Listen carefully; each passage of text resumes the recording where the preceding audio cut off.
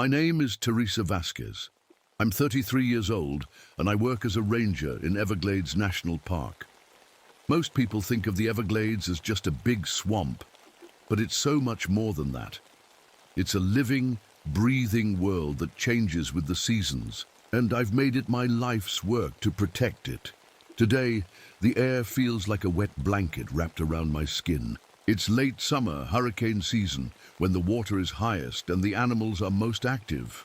I've been patrolling this remote section of mangrove swamp for 3 years now. Most tourists never come this far in. That's exactly why I love it. I push my kayak through the narrow water paths between the mangroves. These trees are special. They grow right in the salt water, their tangled roots sticking up from the dark water like hundreds of little fingers. The water here is so dark with plant material that it works like a mirror, reflecting the green canopy above. The constant buzz of insects and calls of birds make the whole place feel alive. This morning, I'm checking water samples. It's part of my job as a marine biologist who specializes in wetland ecosystems. I grew up in Miami, not far from here. My family had a small house near the water until developers bought up all the land and forced us to move. That taught me early on that someone needs to stand up for places like this before they disappear. I dip my collection tube into the water and cap it carefully. This is the third sample site today, and something doesn't feel right. The water has a strange greenish tint I haven't seen before. Could be agricultural runoff again. The farms north of here are always letting chemicals seep into the waterways. That's what got me transferred here in the first place. I used to work in Biscayne Bay until I discovered some people were faking water quality tests to hide pollution. When I reported it, my bosses weren't happy. Instead of fixing the problem, they sent me to this remote post. They probably thought I'd quit, but they were wrong. Out here, I found my real purpose. I reach up to touch the shark tooth hanging from a cord around my neck. I found it during my first expedition into the Everglades as a college student. It reminds me why I do this work. The air feels like it might rain soon. Dark clouds build up in the afternoon sky, a daily occurrence this time of year. I need to finish my rounds before the thunderstorm hits. I put the water sample in my pack and continue paddling, using the skills I've perfected over years of moving silently through these waterways. As I round the bend, I spot another boat in the distance. Few people come out this far, and my mind immediately jumps to smugglers. This area's remote waterways have been used for running drugs for decades, but as I get closer, I recognize the man with the camera. It's Jackson Miller. Jackson is 46. With weathered skin from years spent outdoors and salt and pepper hair that's always a mess. He's been photographing the Everglades for a nature magazine, documenting how pollution is changing the ecosystem. We've become friends over the past few months. Both of us care deeply about what's happening to this place. "Teresa!" he calls, waving as I approach. "You need to see this." I was taking aerial shots with my drone and found something strange. I paddle over to his boat. Jackson has his laptop open, showing satellite images of the area about 5 miles south of our position.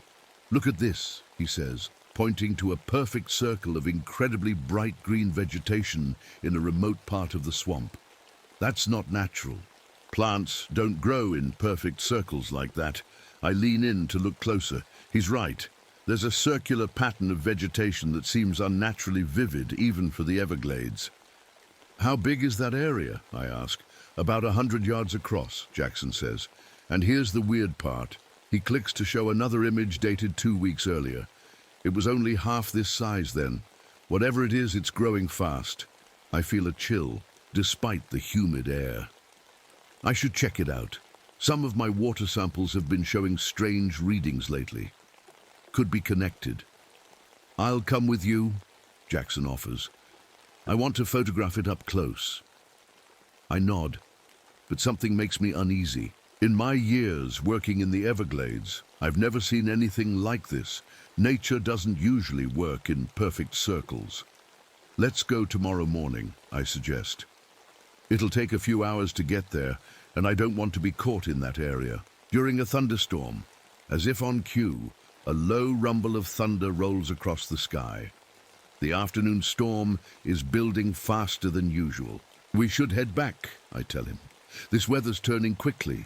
As we part ways, I can't shake the feeling that something is very wrong in my swamp. The Everglades have secrets. I've always known that. But some secrets are better left undisturbed. What I didn't know then was that by this time tomorrow, both our lives would change forever. The perfect circle of green was just the beginning of something none of us could have imagined. Something that would test everything I thought I knew, about nature, life, and even myself. The next morning dawned hot and sticky. I loaded my small airboat with testing equipment and extra water. When you work in the Everglades, you learn to always bring more water than you think you'll need. The sun can sneak up on you here. Jackson met me at the ranger station dock at 7 a.m. sharp. He had his cameras in waterproof cases and a worried look on his face. "I couldn't sleep last night," he said as he climbed into my boat. Kept thinking about that green circle. Me too, I admitted. I checked those water samples I took yesterday. The oxygen levels are off the charts. That shouldn't be possible.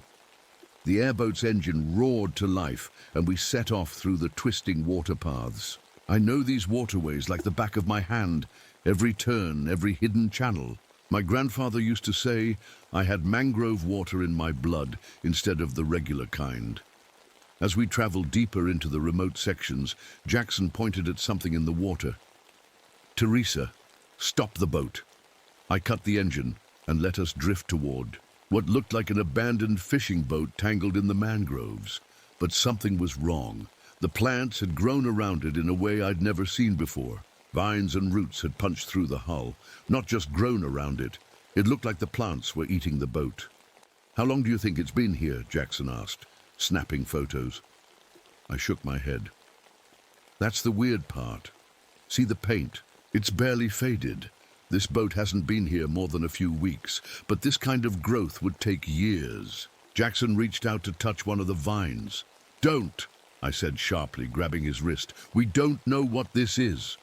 He pulled back, looking embarrassed. "Sorry. You're right." I took out some sample containers and carefully snipped off a few pieces of the strange vegetation with my knife. The plants seemed to quiver when I cut them, almost like they felt it. A chill ran down my spine. "Let's keep going," I said, tucking the samples away. "We're still a few miles from that circle you spotted." Back on the move, the landscape began to change. The water took on a greener tint, clearer than the usual dark tea color of the Everglades. Fish darted beneath us, but they looked wrong. Some had fins that were too large, others had bright patches of color where there shouldn't be any. "Are you seeing this?" Jackson whispered, filming the water. I nodded, unable to explain what we were seeing. In all my years studying marine biology, I'd never seen mutations like this. The air smelled different too. Sweeter, like overripe fruit. It made my head feel light. I noticed small cuts on my hands from yesterday's work were almost completely healed, way faster than normal. "Jackson," I said quietly, "have you noticed anything strange happening to your body since you've been photographing out here?" He looked at me oddly. "Like what? Cuts healing too fast, feeling different?" "I don't know." He thought for a moment. "Now that you mention it, I've had more energy, and I've been craving vegetables like crazy. Thought I was just getting healthy. Finally, that didn't sound right. Something was changing us. We rounded a bend, and both of us gasped. Ahead of us stretched a large, open area of water, and in the middle was the perfect circle of green Jackson had seen in the satellite images. But seeing it in person was different. The green was so bright it almost hurt my eyes. Plants grew in impossible density, creating what looked like a floating island. But worse than that, the plants were moving. Not just swaying in the wind, but moving like they were breathing, rising and falling in a steady rhythm. "This isn't possible," I whispered. As we drifted closer, a flock of birds rose from the trees nearby. They circled the green island 3 times in perfect formation, then settled back down. Birds don't do that. They don't fly in such perfect patterns. "We should take samples and go," Jackson said, his voice shaking slightly. "Something's not right." "Here." I agreed, but as I turned to start the engine again, it made a sick sputtering sound and died. "What's wrong?" Jackson asked. "I don't know. It was working perfectly." I tried again. Nothing, not even a click. We were drifting closer to the green island. Without the engine, we had only the paddle I kept for emergencies. I pulled it out and started trying to steer us away, but the current seemed to be pulling us toward the circle, not away from it. "Jackson, help me paddle," I called. He grabbed his camera tripod and used it to push against the water, but it was no use. The water itself seemed to be working against us, pulling us toward the green mass. That's when I saw it. Tendrils of bright green extending from the island, reaching out through the water toward our boat. They moved with purpose, like fingers reaching for us. "Teresa," Jackson's voice was barely audible, "look at the water." The water around our boat was changing, getting thicker, more like jelly than water. The paddle moved through it like it was syrup. My heart pounded in my chest. This wasn't something I could explain with science. This was something else entirely. "We need to get out of here," I said, fighting to keep my voice calm. "Now. Just." Then my radio crackled to life. It had been silent all morning. Another strange thing in a day full of them. "Ranger Vasquez, come in." It was Martinez from the main station. "We've got a tropical storm warning. System moving in faster than expected. All personnel need to return to base immediately." I grabbed the radio. "Martinez, I'm in the south quadrant with a civilian. We've got boat trouble. Engine's dead." There was a long pause before he answered. "That's not good, Vasquez. Storm's coming in fast. Can you get to one of the emergency shelters?" I looked at my map. The closest shelter was a small ranger cabin about 2 miles east. "We'll try for the east." "Point cabin? Send help when you can?" "Will do, but it might be tomorrow. This storm looks bad." The radio went dead. I looked at Jackson, then at the reaching green tendrils that were now just yards from our boat. "We need to abandon the boat," I said. "We'll swim to that far bank and hike to the shelter." Jackson looked terrified. "Swim? Through that water? With whatever those things are?" I didn't have a better answer. "It's that, or wait here for those things to reach us." He nodded grimly. We gathered the most important gear in waterproof bags. His cameras, my testing equipment, first aid kit, water, and emergency rations. "Stay close to me," I said, "and whatever happens, don't touch the green tendrils." We slipped over the side of the boat into the thick, warm water. It felt wrong against my skin, almost like it was touching me back. We began swimming away from the green island as fast as we could. I didn't look back until we reached the shore. When I did, I saw our boat being dragged into the center of the green circle, those plant-like tendrils wrapped around it. As we watched, the bright green began to spread across the white hull, covering it completely. The boat was gone in minutes, absorbed into the growing green mass. "What on earth is that thing?" Jackson whispered. I had no answer, but I knew we needed to get as far away from it as possible. Above us, the sky had turned dark with storm clouds. The tropical storm was coming, and we were miles from safety, stranded in a swamp with something I couldn't begin to understand. And worst of all, I couldn't shake the feeling that it knew we were here, that it had been waiting for us. The rain started as we pushed through the dense undergrowth. At first, just a few drops, then a steady downpour that soaked us within minutes. The wind picked up too, bending the tops of the trees above us. "How much farther to the shelter?" Jackson asked, his voice nearly drowned out by the storm. I checked my GPS, grateful it was still working.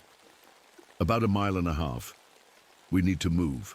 Faster, we trudged through ankle-deep water, the ground beneath completely soaked.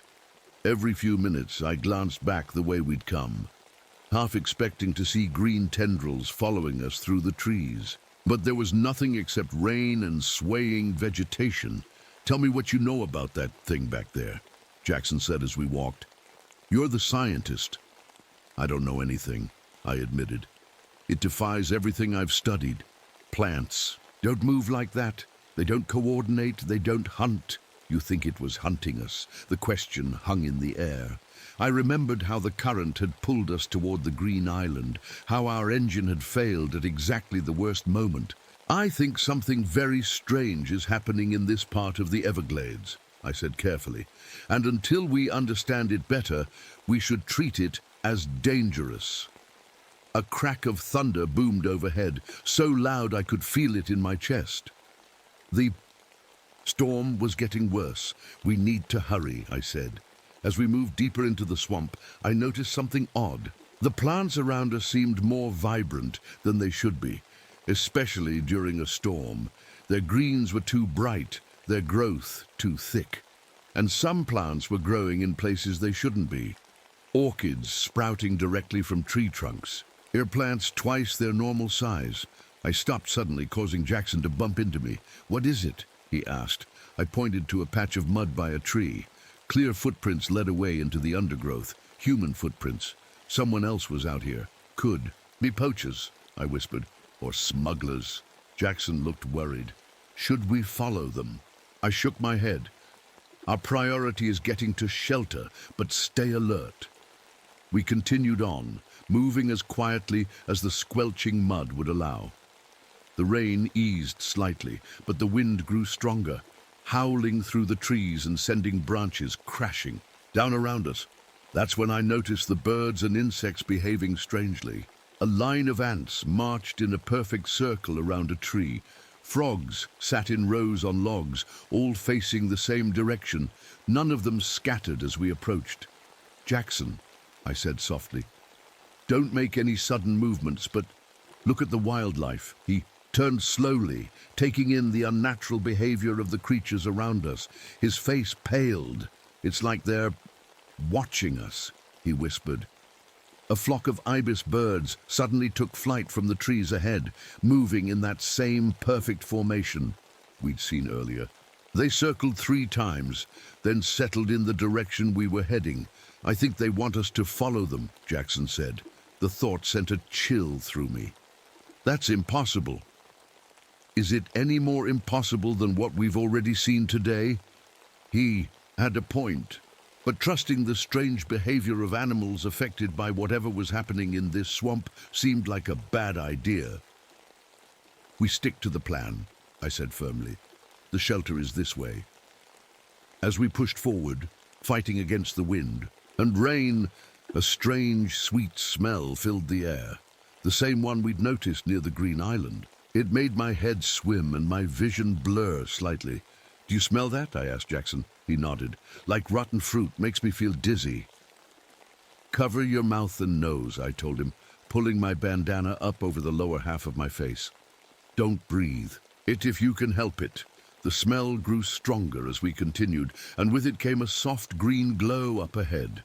It pulsed gently through the trees like a heartbeat. "We need to go around," I said, changing direction. But the ground grew increasingly soggy, turning to deep mud that sucked at our boots. Each step became harder than the last. "Teresa," Jackson called, his voice tight with fear. "I'm stuck." I turned to see him sunk knee-deep in what looked like normal mud, but it was moving, pulling him down like quicksand. I grabbed a sturdy branch and worked my way carefully back to him. "Grab hold!" He took the branch and I pulled with all my strength. For a moment, nothing happened. Then, with a sickening slurp, the mud released him and he stumbled forward. But as I helped him up, I noticed something on his legs. Thin green filaments, like tiny roots, had attached themselves to his pants and were slowly working their way upward. "Don't move," I said, taking out my knife. I carefully scraped the filaments away. They seemed to resist, curling around the blade. "What are those things?" Jackson asked, his voice shaking. "I think they're trying to connect with you," I said, not wanting to say absorb or infect. Once I'd removed all the visible filaments, we moved on quickly, giving the glowing area a wide berth. The storm raged around us, but now it seemed like the least of our worries. My GPS showed we were getting close to the shelter when we came across something that stopped us in our tracks. A small clearing, and in it, a group of deer standing perfectly still. Too still. As we got closer, I realized with horror that they weren't standing at all. They were fused to the ground. Green shoots grew up through their legs into their bodies. Their eyes were open but cloudy, and their chests rose and fell with shallow breaths. They were alive, but being slowly consumed by plants. Jackson made a small, choked sound. I put my hand on his arm, warning him to stay quiet. We backed away slowly, then circled around the clearing. Neither of us spoke until the deer were well behind us. "What's happening here?" Jackson finally whispered. "I don't know," I said honestly, "but I think we're seeing some kind of invasion." "By what?" "Plants can't invade. Maybe it's not a plant as we understand them. Maybe it's something else using plants as a vehicle." The thought had been forming in my mind ever since we saw the green island. This wasn't normal plant behavior. This was something with intelligence, with purpose. Finally, through the driving rain, I spotted the shelter, a small, sturdy cabin built on stilts to keep it above floodwaters. Relief washed over me. "There it is," I pointed. We hurried toward it, splashing through puddles that were growing into small ponds as the rain continued to pour. The wind nearly knocked us over as we climbed the steps to the cabin door. I took out my keys and unlocked it, pushing inside with Jackson right behind me. The small space was dark and musty, but dry. I quickly shut and locked the door behind us. "We made it," Jackson said, dropping his bag on the floor. I turned on the emergency lantern, casting a warm glow throughout the one-room cabin. There were 2 cots, a small kitchenette, a radio, and basic supplies. I went straight to the radio and tried to call the main station. Nothing but static. The storm must be blocking the signal.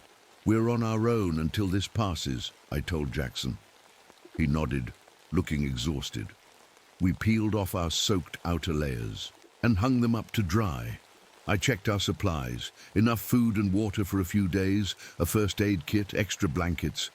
But as I was taking inventory, I noticed something strange on my arm. A small patch of skin where my vitiligo normally created. A pale area had turned a faint green.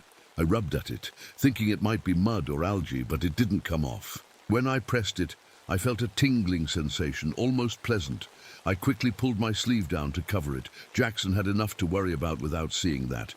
But inside, my mind was racing. Whatever was out there in the swamp, I had a terrible feeling it was already inside me. As night fell and the storm raged on, we sat in the small cabin listening to the wind howl. Neither of us slept much. Every sound outside made us jump, a branch scraping against the roof, something heavy falling nearby. And all night long I kept checking my arm, watching with growing horror as the green patch slowly, steadily grew. I must have fallen asleep despite my fear, because the next thing I knew, sunlight was streaming through the small cabin window. The storm had passed. Outside, birds chirped normally, and the wind had died down to a gentle breeze. For a moment, I almost believed yesterday had been a bad dream. Then I looked at my arm. The green patch had spread overnight, now covering most of my forearm. It didn't hurt. In fact, it felt warm and strangely alive. When I touched it, I felt a pleasant tingling sensation. More disturbing was the fact that I felt good. Really good. Like I'd slept for days instead of a few restless hours. My body hummed. With energy, Jackson was still asleep on the other cot. I quietly went to the small bathroom in the corner of the cabin to examine myself more closely.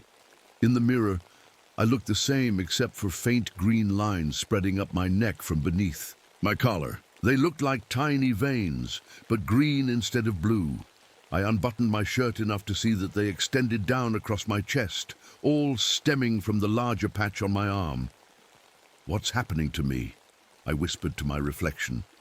A strange thought floated through my mind, not quite in words. Growth, change, improvement.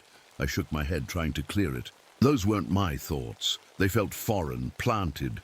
When I came out of the bathroom, Jackson was awake and looking out the window.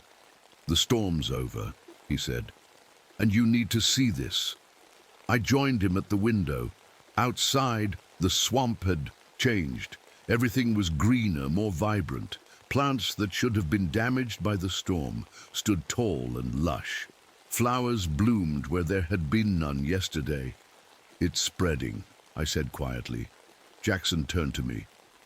"What do you mean?" I rolled up my sleeve, showing him the green patch. His eyes widened. "Teresa, what is that?" "I think I got infected when we were in the water. Those green filaments we saw. I think some got into me." He took a step back, and I couldn't blame him.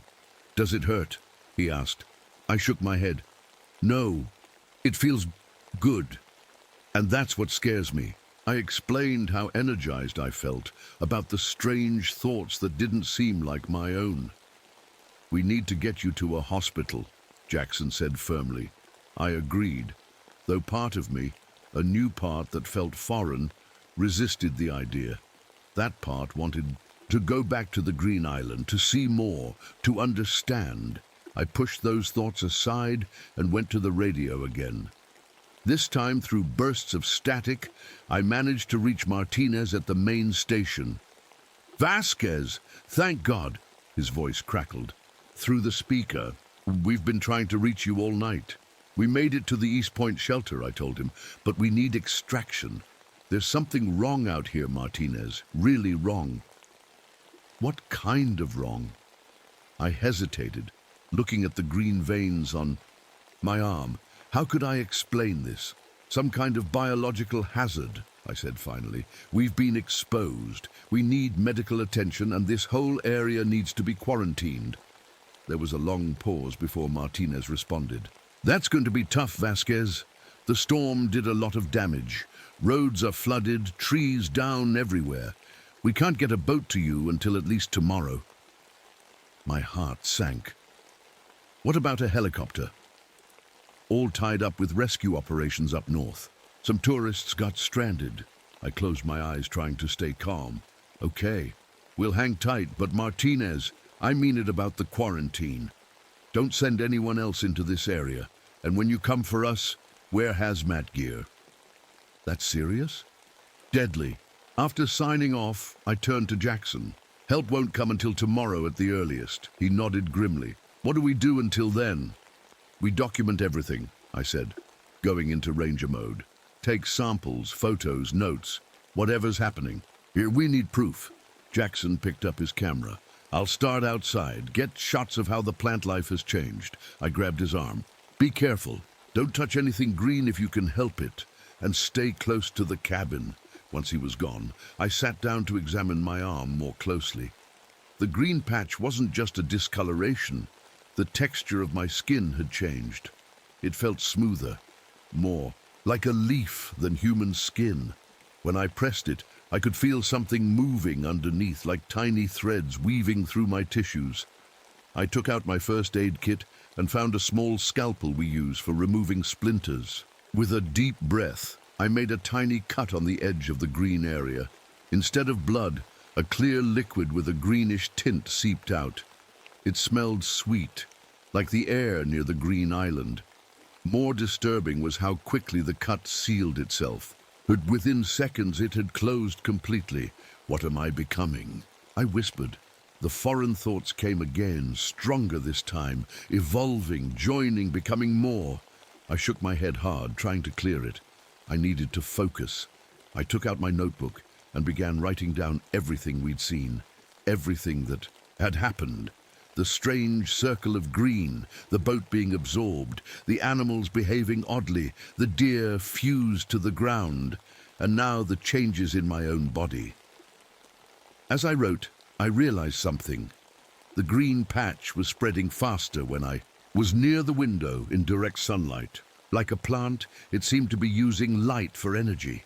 I moved away from the window, sitting in the darkest corner of the cabin. The pleasant tingling in my arm faded slightly. Maybe darkness could slow whatever was happening to me. Jackson came. Back about an hour later, his face pale.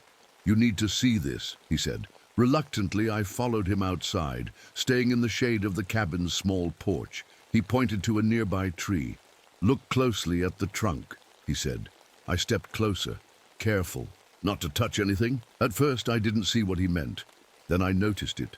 Faces, dozens of tiny faces pressed out from the bark, like something from a nightmare.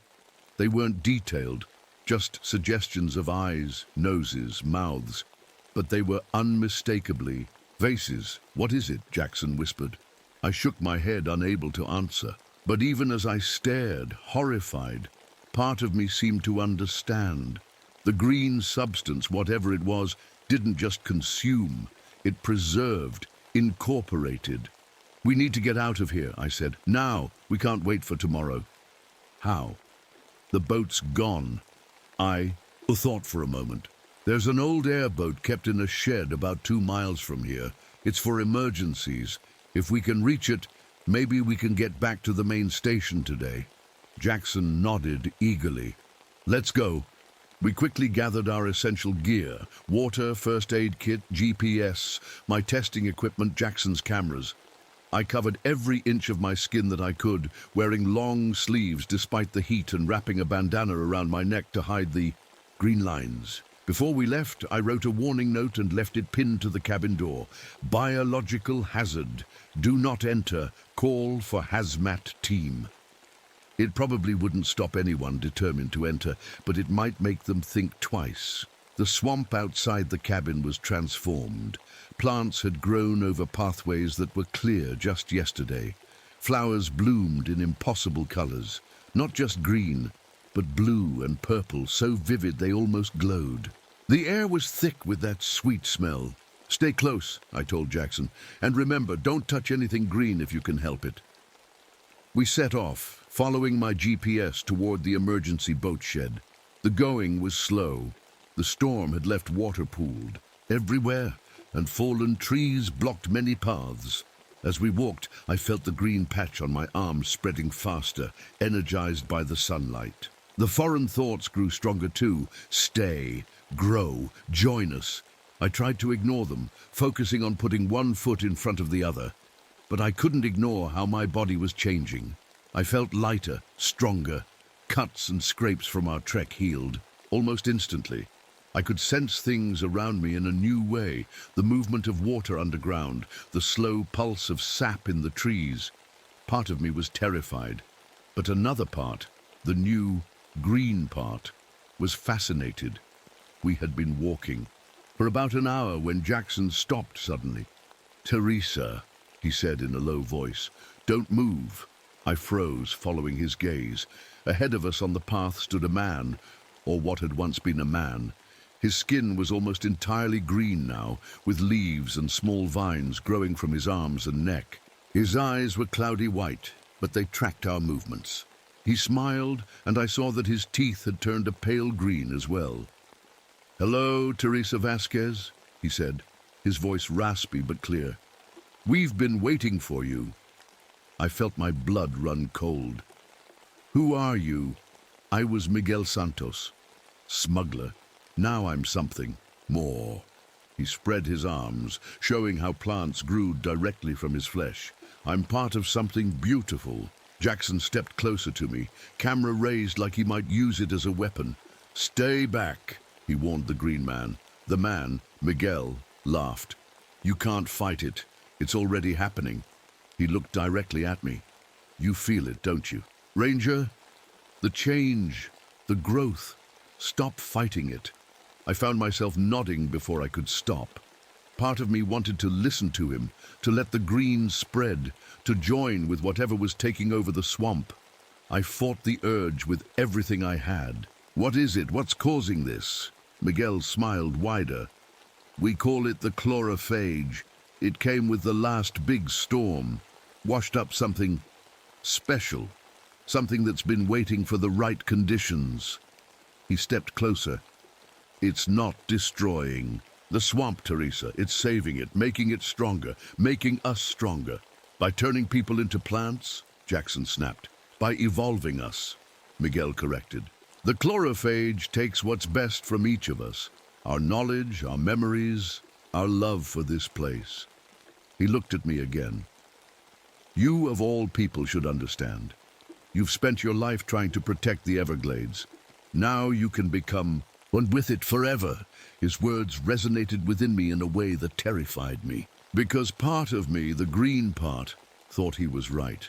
We need to go, I said to Jackson, backing away slowly. Miguel didn't try to stop us. You'll be back, he said confidently. The chlorophage is already in you, and it knows where it belongs.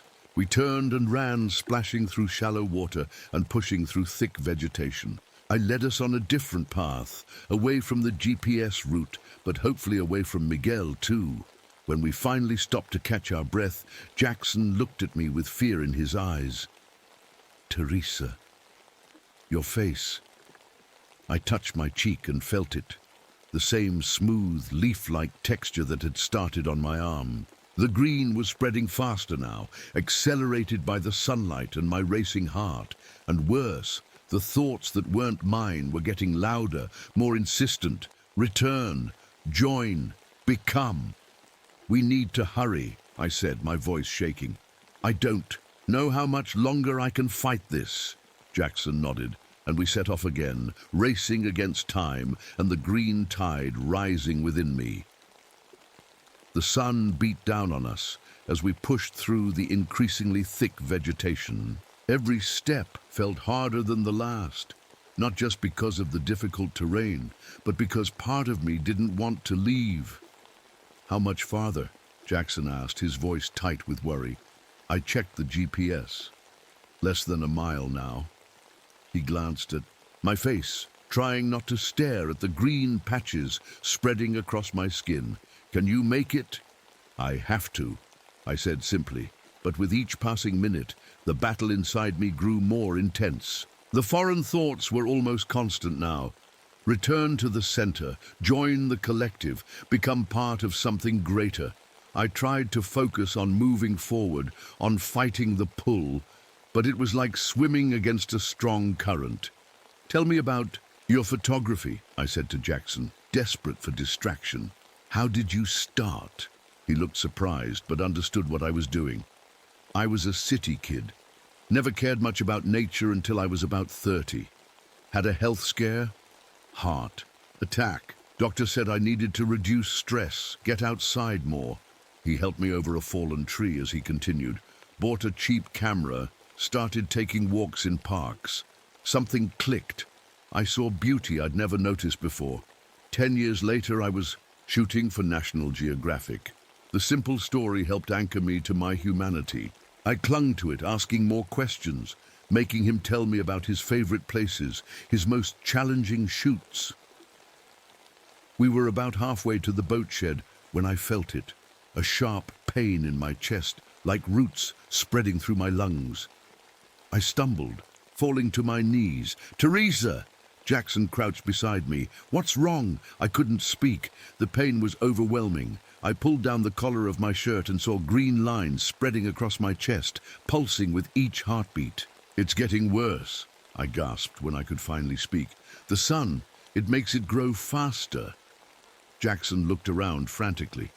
We need shade. He helped me to a cluster of trees that provided some protection from the direct sunlight. As soon as I was out of the sun, the pain eased slightly. The green lines stopped their rapid spread. Water, I whispered. Jackson handed me his canteen. I drank deeply, and it helped clear my head. I have an idea, I said. In my pack, there's a bottle of copper sulfate solution. I use it for testing water samples. He dug through my pack and found the small blue bottle. Copper is toxic to most plants and fungi, I explained. Maybe it will slow whatever this is, but it's toxic to humans too, Jackson pointed out. At this point, I'm willing to risk it. I took the bottle and diluted a small amount with water from the canteen. Then, steeling myself, I poured some on the green patch on my arm. The pain was immediate and intense, like being burned and frozen at the same time. I bit down on a scream. But when the pain subsided, I saw that the green had receded slightly. the edges turning brown like a dying leaf. "It works," I said, breathing hard. Jackson looked worried. "But you can't put that all over your body. It would poison you." "Not all over. Just enough to slow it down until we reach help." I carefully applied the diluted solution to the largest green patches on my arms and chest. Each application was painful, but the green retreated enough to give me hope. "We need to keep moving," I said, getting to my feet unsteadily. "Stay in the shade when we can. Move quickly through sunny spots." Jackson nodded, supporting me as we continued toward the boat shed. The copper treatment had bought me time, but I could feel the green presence in me regrouping, adapting. The foreign thoughts changed, becoming angry. "Why do you fight? Why do you hurt us?" I pushed them away with memories of my own, my family, my training, my purpose as a ranger. I thought of my grandfather teaching me to navigate the waterways, showing me how to respect nature without surrendering to it. "Look!" Jackson suddenly pointed ahead. Through the trees, I could make out a small wooden structure, the boat shed. Relief flooded through me. We'd made it, but as we approached, my heart sank. The shed door was open, swinging slightly in the breeze. Inside, where the airboat should have been, was nothing but empty space. "No," I whispered. "It can't be gone." Jackson squeezed my shoulder. "Maybe there's something else we can use." We searched the small shed. There were tools, spare parts, an old radio and emergency supplies, but nothing that could get us through miles of swamp quickly. The radio was our next hope, but it was dead, its wiring covered in fine green filaments that had eaten through. The insulation. Jackson sat heavily on a wooden crate. "Now what?" I leaned against the wall, fighting waves of dizziness. The copper treatment was wearing off, and the green was spreading again, faster than before. That's when I heard it, a faint humming sound coming from outside. We both froze, listening. "An airboat," I whispered. "Someone's coming." We moved to the doorway and peered out. In the distance, I could see an airboat approaching through the channel. "Help at last." I was about to wave when Jackson grabbed my arm. "Wait," he said quietly. "Look at the driver." I squinted against the sun. The person steering the airboat was standing eerily still, their skin a uniform green. Another person sat, behind them also green. "They're like Miguel," I said, "taken over by the chlorophage." We ducked back inside the shed. "They must be looking for us," Jackson whispered. The airboat's engine slowed, then stopped completely. I heard voices outside, too distant to make out words. "We need a plan," I said, looking around the shed desperately. My eyes fell on a canister of fuel meant for the emergency boat. Next to it was a flare gun with several flares. "Fire," I said. "Plants hate fire." Jackson followed my gaze and nodded. "What are you thinking?" "A distraction. If we start a fire away from the shed, they might go to investigate. Then we can take the airboat." It was risky, but we had no better options. We grabbed what we needed, the flare gun, fuel, and anything else that might be useful. Jackson found a machete and an old metal toolbox. "You stay here," he said. "I'll set the distraction." I shook my head. "We stay together. Besides, I can barely trust myself right now. The green thoughts, they're getting stronger." He nodded, understanding. We slipped out the back of the shed and circled through the trees, staying low and out of sight. When we were about 100 yards away, on the opposite side from where the airboat had come, Jackson poured fuel on a pile of fallen branches. "Ready?" he asked. I nodded, raising the flare gun. My hand was shaking, partly from weakness, partly from the internal battle still raging inside me. The green presence was fighting harder now, sensing my plan. "Stop! You'll hurt us, you'll hurt yourself." "I can't," I gasped, my finger frozen on the trigger. Jackson gently took the flare gun from me. "I've got this." He fired, and the flare hit the fuel-soaked branches. They ignited with a whoosh, flames leaping high. We heard shouts from the direction of the shed. The green people had seen the fire. "Now," Jackson said, grabbing my hand. We ran back toward the shed in the channel where the airboat waited. As we burst from the trees, I saw that our plan had worked. The airboat was unguarded, its green-skinned crew heading toward the fire. We splashed through the shallow water to the boat. Jackson helped me in, then jumped in himself. He looked at the controls uncertainly. "I've never driven one of these," he admitted. "I have," I said, moving to the driver's position. My hands shook as I started the engine. The loud roar would alert the green people, so we had to move fast. I pushed the throttle forward, and the airboat lurched into motion. Behind us, I heard angry shouts. I risked a glance back and saw the green people running toward us, moving with unnatural speed. "Hang on!" I yelled to Jackson as I opened the throttle fully. The airboat shot forward, skimming across the shallow water. For a moment I thought we were safe. Then something hit the side of the boat with a heavy thud. I looked down to see green vines wrapping around the hull, growing rapidly. "They're trying to stop us," I shouted. Jackson grabbed the machete and began hacking at the vines. For every one he cut, 2 more seemed to grow. They were coming from the water itself, reaching up like hungry hands. One vine wrapped around my ankle. I felt a sharp pain as tiny rootlets tried to burrow into my skin. Even through my terror, part of me welcomed it. The green part that was growing stronger by the minute. "Join us," the thoughts whispered. "Become one with us." I fought the urge to surrender, focusing on steering the boat through the narrow channel. We just needed to reach the main waterway, where the park rangers would be searching for us. "Jackson!" I called. "In my pack, the copper solution." He understood immediately. While still hacking at vines with one hand, he pulled out the blue bottle with the other and splashed the solution on the vines, gripping the boat. They writhed like they were in pain, turning brown and falling away. I poured some on the vine around my ankle, ignoring the burning sensation as it worked. Free from the grabbing vines, the airboat surged forward again. We rounded a bend in the channel, and I saw open water ahead. Just a little farther. Suddenly, the engine sputtered and died. "No," I cried, trying to restart it.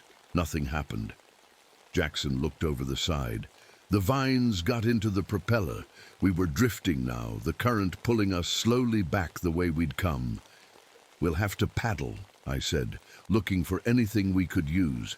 But before we could act, the water around us began to bubble and churn. Green tendrils rose up, thicker and stronger than before. They wrapped around the boat, holding it in place. "It's too late," I whispered. From the trees along the bank stepped Miguel and the other green people. They watched us with their cloudy white eyes, not moving to capture us. They didn't need to. The boat was trapped. Miguel spoke, his voice somehow carried clearly over the distance. "Come to the center, Teresa Vasquez. See the truth for yourself. Then decide." I felt a powerful pull inside me, the green presence responding to his call. It was so hard to resist now. Jackson grabbed my hand. "Don't listen to him. We can still fight this." I looked at him, this man I'd known only a short time, but who had stood by me through this nightmare. His eyes were clear and human, filled with determination. "I have another idea," I said quietly, "but you're not going to like it." "I'll go with them," I told Jackson, my voice low. His eyes widened. "What? No!" "Listen to me," I said, gripping his arm. "Whatever this thing is, it's intelligent. It wants me for some reason. Maybe because I'm a biologist, maybe because I've studied the Everglades for years. If I go willingly, I might learn how to stop it." Jackson shook his head fiercely. "It'll take you over completely. You've seen what happened to Miguel." "Not right away," I said. "The copper treatment bought me time, and..." I hesitated, then showed him the shark tooth pendant around my neck. "This is made of fossilized bone. It has high copper content. I've noticed the green avoids it. As long as I wear it, I think I can keep my mind clear enough." "You think? Teresa, this is too dangerous." "We don't have a choice," I said, looking at the green people watching us from the shore. "They have us trapped. But if I go with them, they might let you go." You can get back to the ranger station, tell them what's happening. Jackson's face hardened. I'm not leaving you, I sighed, expecting this. Then we both go. But we need a backup plan, a way to fight this thing if we get to its center. I reached into my pack and pulled out a small kit I always carried, water testing chemicals. Among them was a bottle of copper sulfate solution much more concentrated than what we'd been using. This could kill it, I said, but we'd need to get it directly to the main body, the heart of whatever this chlorophage is. Jackson nodded slowly, understanding. So we let them take us there. Exactly. We pretend to surrender. It was a desperate plan, but it was all we had.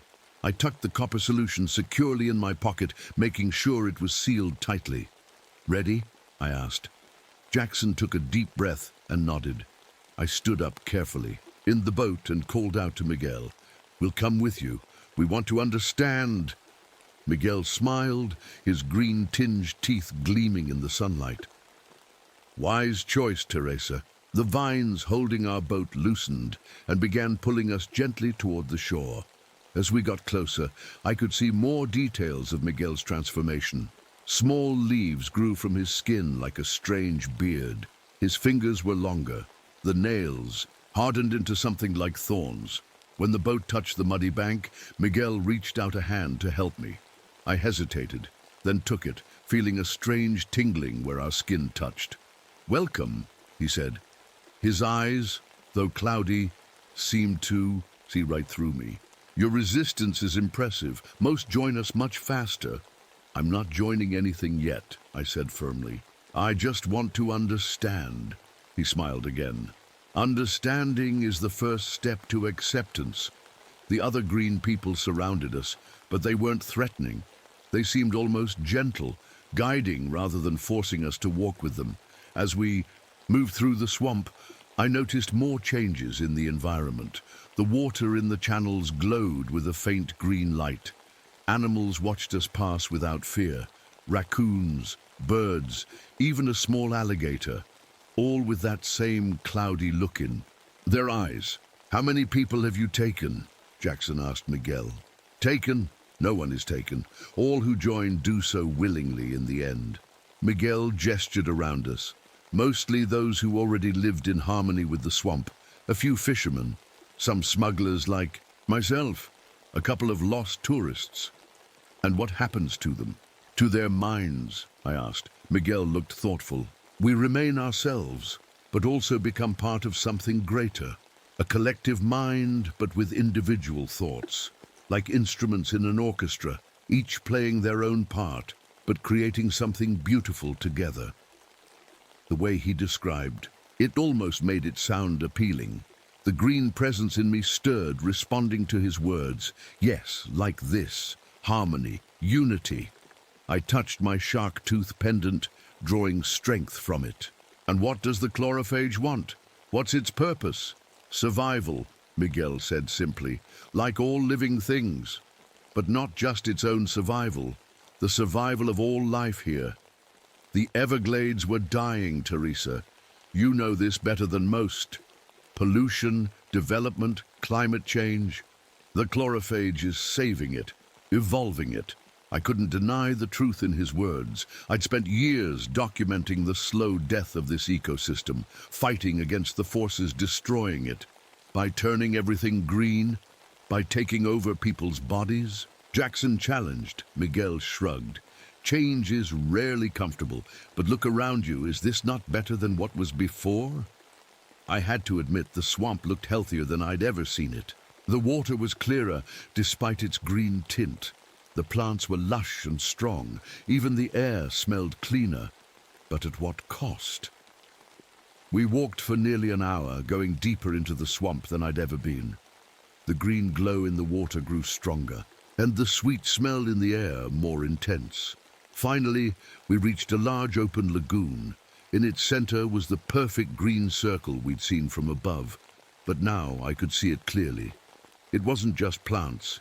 It was a single massive organism, pulsing gently like a giant heart. Tendrils extended from it in all directions, some thick as tree trunks, others fine as spider silk, connecting to the water, the surrounding trees, even the air itself. The chlorophage, Miguel said with reverence, the green hunger, the beginning of a new age for the Everglades. I stared at it, both horrified and fascinated. As a biologist, I couldn't help but appreciate its perfect adaptation, its seamless integration with the environment. As a human, I was terrified of its power. The green parts of my skin tingled strongly in its presence. The foreign thoughts grew louder. Home, center, join us completely. Jackson must have seen the struggle on my face. He moved closer to me, his shoulder touching mine in silent support. "What now?" he whispered. Before I could answer, Miguel spoke again. "The chlorophage wishes to speak with you directly, Teresa. It's an honor few receive so early in their joining." "How?" I asked. In response, Miguel pointed to a platform of what looked like woven vines extending from the shore into the lagoon, leading toward the central mass. "Walk the path, touch the heart, open your mind." I looked at Jackson, fear and determination warring within me. This was our chance to get close to the center, to use the copper solution, but it would mean putting myself at even greater risk. "I'll go with you," Jackson said quietly. Miguel shook his head. "Only Teresa. The chlorophage has chosen her." Jackson started to protest, but I squeezed his hand. "It's okay. This is what we wanted, to get close." He looked at me with worry, but nodded slightly. I slipped my hand into my pocket, making sure the bottle of copper solution was still there. "I'm ready," I told Miguel. He led me to the start of the vine path. The green people gathered around, watching silently.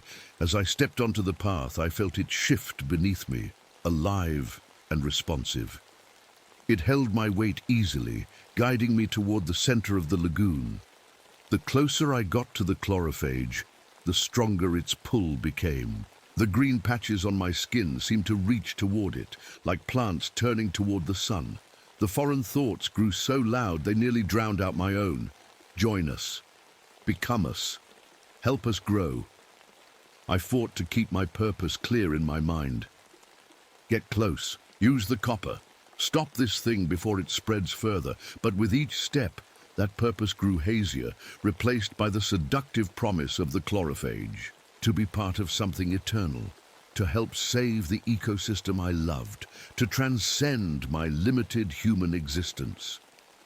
I was halfway across the path when I saw something that stopped me cold. On the far side of the central mass was another platform, and on it, kneeling with his upper body partially merged with the green heart, was a man. Even from a distance, I recognized him. "Jackson," I called, turning back to look at the shore in confusion. But Jackson was still there, standing with the green people, watching me. I looked back at the man merged with the chlorophage. It wasn't possible.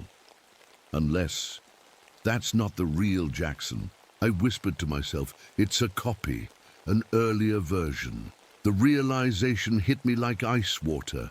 The chlorophage didn't just absorb bodies, it took memories, personalities, knowledge. It had already taken a version of Jackson, probably when we first encountered the Green Island and those tendrils touched our boat. That's why it knew us. That's why it had been hunting us specifically. I continued forward, my mind racing. If it had copied Jackson, what else did it know? My plans, my intentions to destroy it. As I reached the central platform, the massive green heart of the chlorophage pulsed faster. Up close, I could see it wasn't solid, but made of countless intertwined plants, all moving in perfect harmony. Within its semi-transparent outer layer, I glimpsed shapes, animals, people, all partially absorbed, but still somehow alive. The Jackson copy turned to look at me, his eyes cloudy white, but his face perfectly familiar. "Teresa," he said, his voice the same as the real Jackson's. "I've been waiting for you. You're not Jackson," I said firmly. He smiled. I am and I'm not. I have his memories, his feelings, especially his feelings for you. That caught me off guard. What feelings? Admiration, respect, the beginning of something more. He never told you, but he's been watching your work for years. Your passion for the Everglades inspired his best photography. I didn't know if it was telling the truth or manipulating me. I had to stay focused. What do you want from me? I asked the chlorophage, speaking to the pulsing mass rather than the Jackson copy. In response, a tendril rose from the heart, hovering before me like a curious snake. It was beautiful in a strange way, glowing with inner light. It wants your knowledge, the Jackson copy said, your understanding of this ecosystem, your passion for protecting it. With your help, the chlorophage can spread throughout the Everglades, healing it, evolving it. Into what? I asked. Something better, something that can survive what's coming. The pollution, the rising seas, the changing climate. Humans have pushed this ecosystem to the brink. The chlorophage will save it, and us with it, if we join. The tendril moved closer, almost touching my face. I could feel the heat radiating from it, smell its sweet scent. All you have to do is accept, the Jackson copy said softly. The green is already in you, just let it bloom. My hand crept toward my pocket, where the copper solution waited. But I hesitated. What if it was right? What if this was the only way to save the Everglades? Everything I'd seen suggested the chlorophage was indeed making the ecosystem stronger, more resilient. The green patches on my skin tingled with anticipation. The foreign thoughts were so loud now they felt like my own. Join, become, evolve. The tendril touched my cheek gently. Instead of fear, I felt a rush of connection. Suddenly I could sense everything around me, every plant, every animal, every drop of water in the swamp. I could feel the slow pulse of the earth beneath, the movement of clouds above.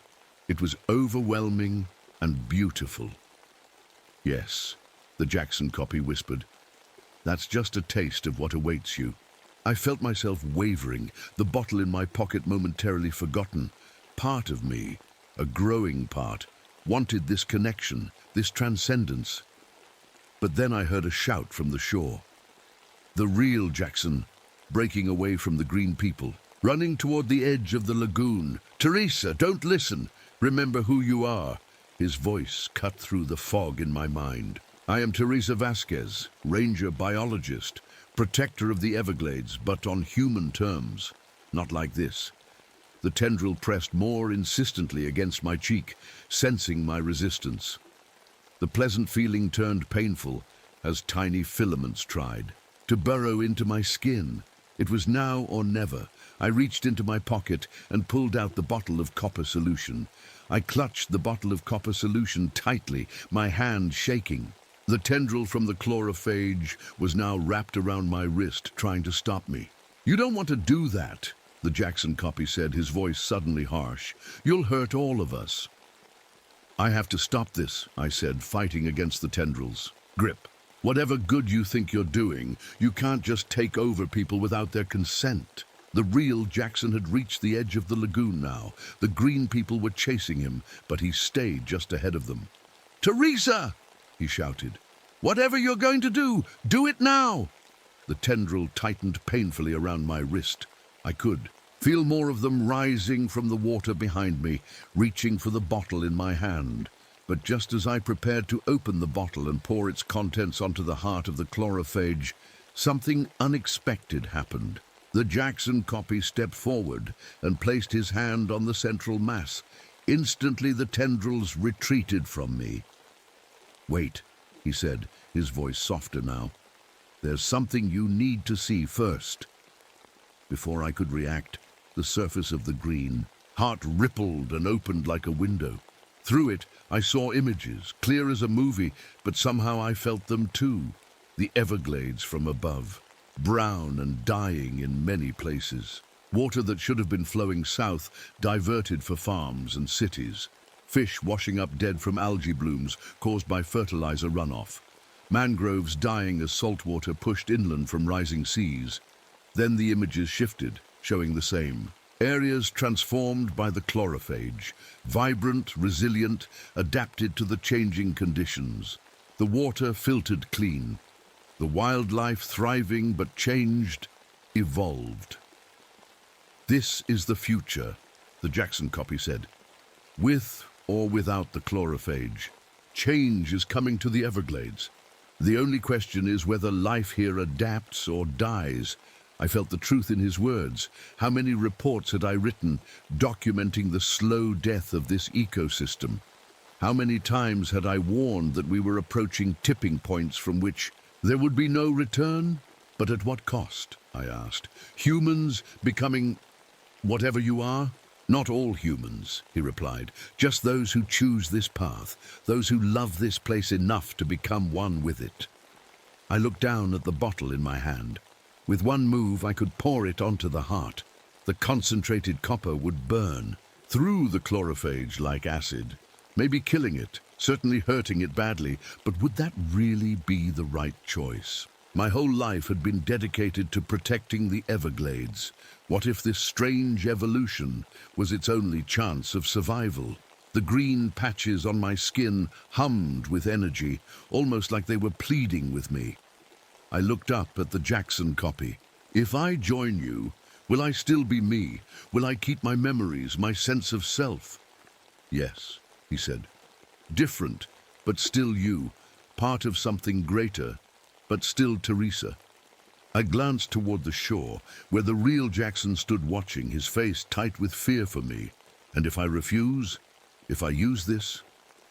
I held up the bottle. The Jackson copy's face hardened. Then you hurt us all. The process has already begun throughout. The swamp. You might kill this heart, but there are others growing. You only delay the inevitable. I closed my eyes, thinking. The chlorophage was powerful, but it wasn't all-powerful. The copper had hurt it, which meant it could be controlled, maybe even directed. An idea began to form in my mind. What if there's a middle path, I said slowly. What if I join partially, not fully? Enough to influence the chlorophage, to guide it, but not to be completely absorbed by it. The Jackson copy looked surprised. That hasn't been done before. But is it possible? He seemed to be listening to something I couldn't hear. Then he nodded. The chlorophage is curious. It's willing to try. I looked at the bottle in my hand, then at the real Jackson on the shore. I made my decision. I'll need guarantees, I said firmly. No more taking people without their full, informed consent. No expanding beyond the boundaries we agree on. And I need to know that I can walk away if this doesn't work. The chlorophage agrees to your terms, the Jackson copy said after another pause. It respects your strength of will. I put the bottle of copper solution back in my pocket, not using it, but keeping it as insurance. Then I reached out and placed my hand on the green heart. The sensation was unlike anything I'd ever felt. It was like diving into a cool lake on a hot day. But instead of water, I was immersed in consciousness. Thousands of minds all connected, yet still distinct. I could feel the animals, the plants, the people who had joined. And at the center, something alien yet familiar. The chlorophage itself, ancient and new all at once. I felt it touch my mind, curious, exploring. It was so much vaster than I had imagined, so much more complex. Not evil, not good, just intensely, overwhelmingly alive and determined to stay that way. I opened my thoughts to it, showing it my love for the Everglades, my knowledge of its delicate balance. But I also showed my boundaries, the parts of me that would remain mine alone. The chlorophage seemed to understand. I felt it retreating from those private spaces while still maintaining the connection. When I opened my eyes, I was still standing on the platform, still myself, but changed. The green patches on my skin glowed softly, and I could feel the connection to everything around me, the water, the plants, the animals, even the green people on the shore, watching in silence. The Jackson copy smiled. Welcome.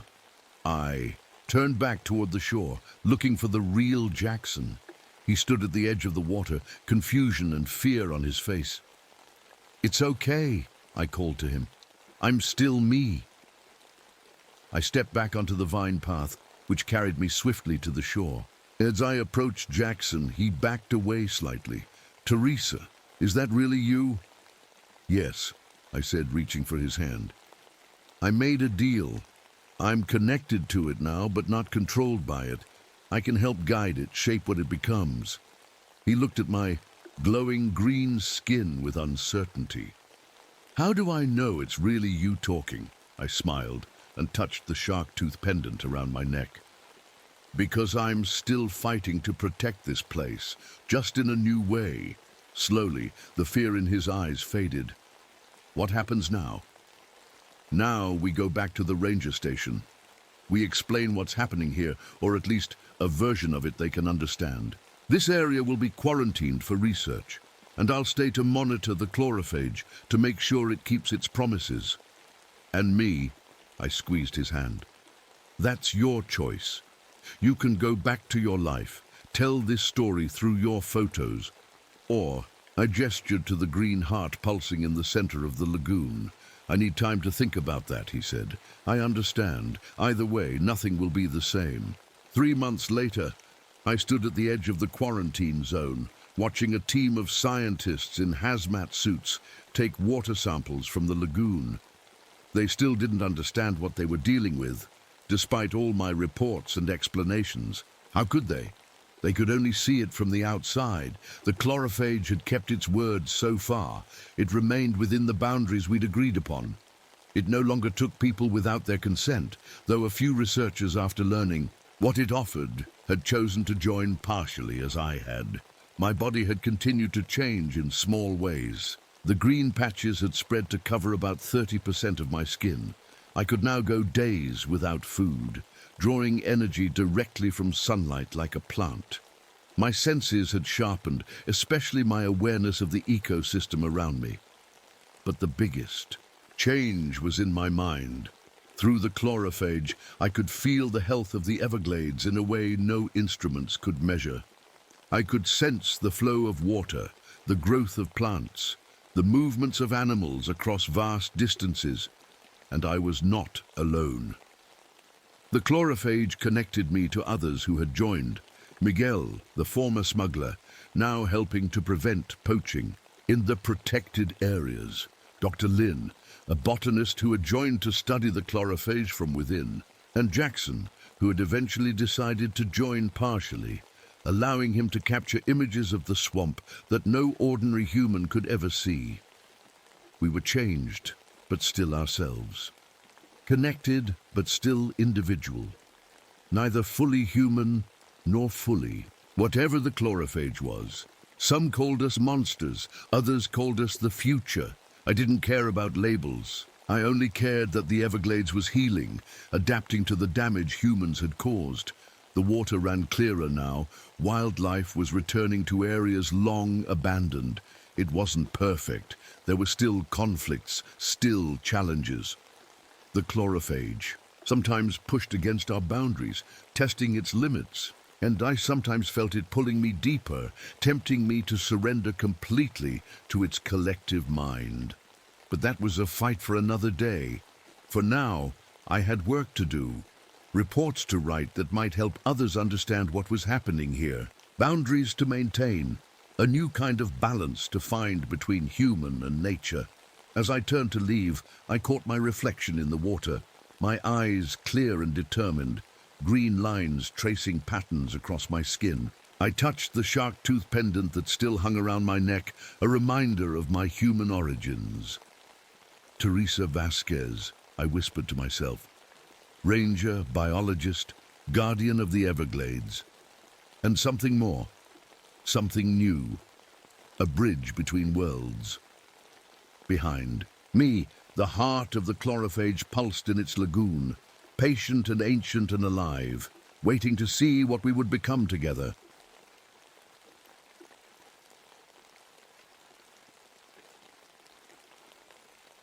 My name is Robert Livingston, but everyone calls me Rob. I'm 39 years old, and I work as a park ranger and glaciologist at Denali National Park in Alaska. That means I study glaciers. Those massive rivers of ice that move so slowly, most people think they don't move at all. But they do move, they change, and lately they've been changing too fast. I'm writing this down because I need someone to know what happened here, what we found beneath the ice, what woke up when the ice started to melt. It was late summer, almost fall, when the days get shorter really quickly up here. I was leading a small research team to a remote glacier valley that tourists never visit. My boss sent us to measure how fast the ice was melting because of climate change. The weather had been strangely warm all summer, and the glaciers were melting faster than we'd ever seen.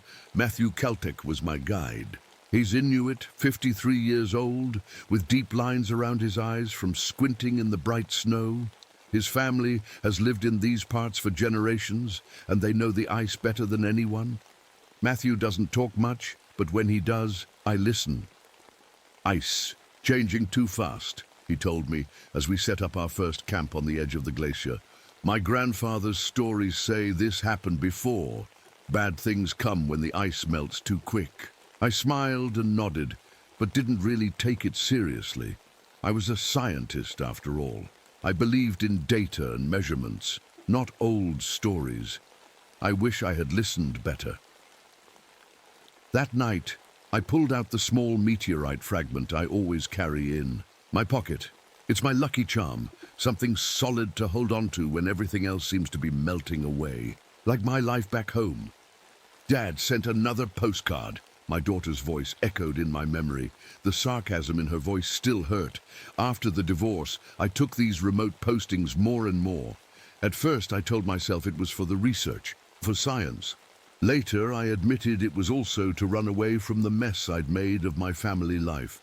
I took out my journal and wrote down the day's measurements. The glacier had retreated 12 feet since last year, a record. As I wrote, I couldn't shake the feeling that something was wrong.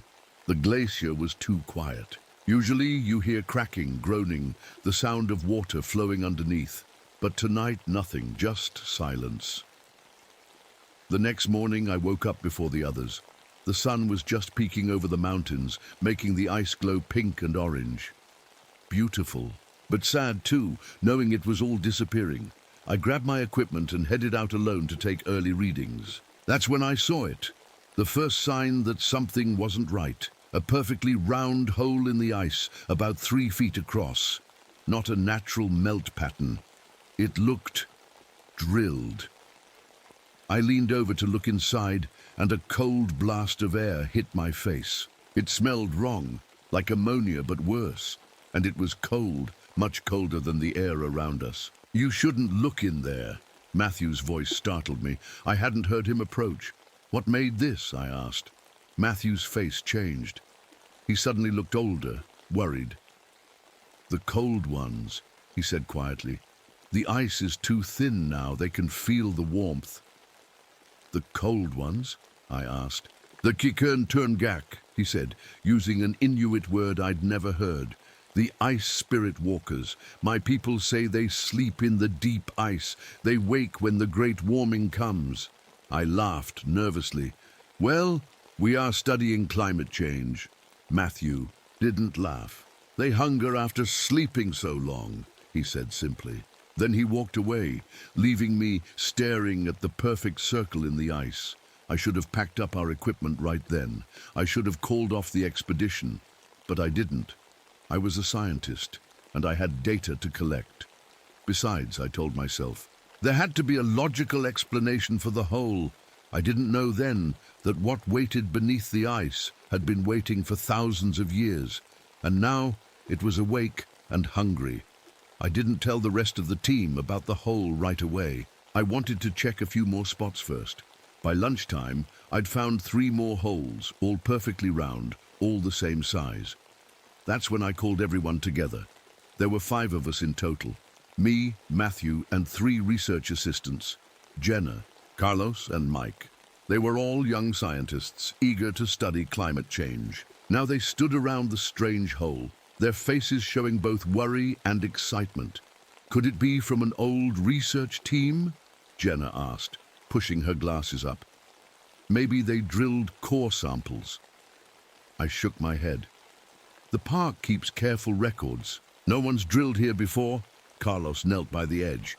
It's too perfect to be natural. Ice doesn't melt in perfect circles. Maybe we should drop a camera down there, Mike suggested, already digging in his pack for equipment. I nodded, but noticed Matthew standing apart from us, his arms crossed. He didn't look curious. He looked afraid. While Mike set up the camera, I walked over to Matthew. You know something about these holes, I said quietly. He sighed.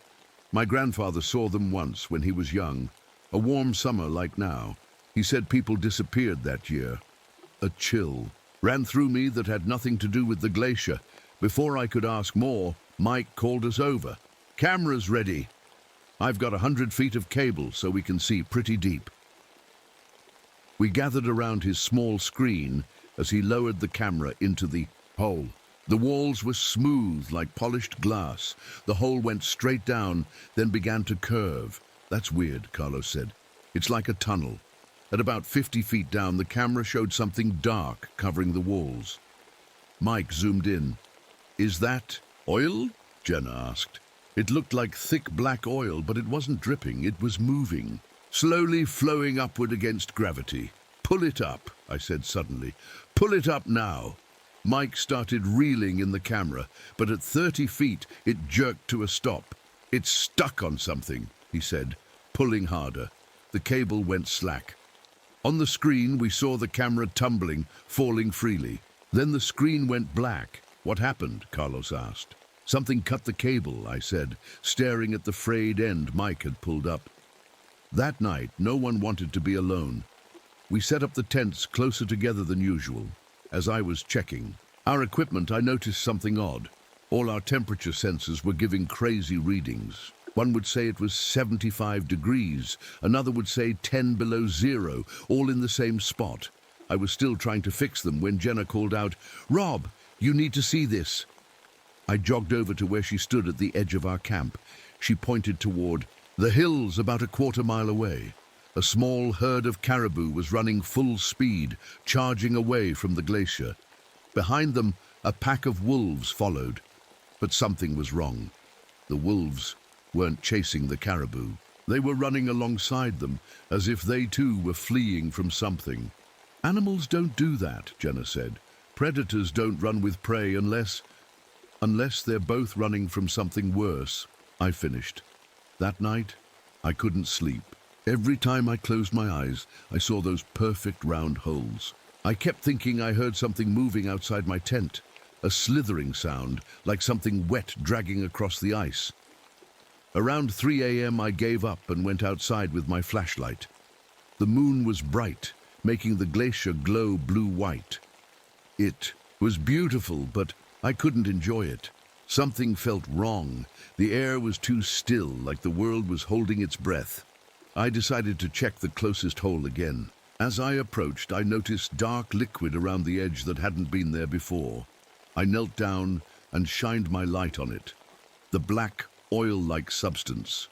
I reached out, almost touching it. Don't! I jumped. Matthew stood a few feet away, his face half in shadow. Don't touch it, he said. It's not from our world. I pulled my hand back. What is it? The cold ones sweat it out. It's how they mark their hunting grounds. I wanted to laugh, to tell him it was just oil seeping up from under the glacier. But I couldn't, because the black liquid was moving on its own, forming tiny swirls and patterns like it was alive. We need to leave, Matthew said, now, before they come all the way up. I can't just abandon the research, I said, though my voice shook a little. We need evidence of what's happening. You'll have evidence soon, he said, but you won't like it.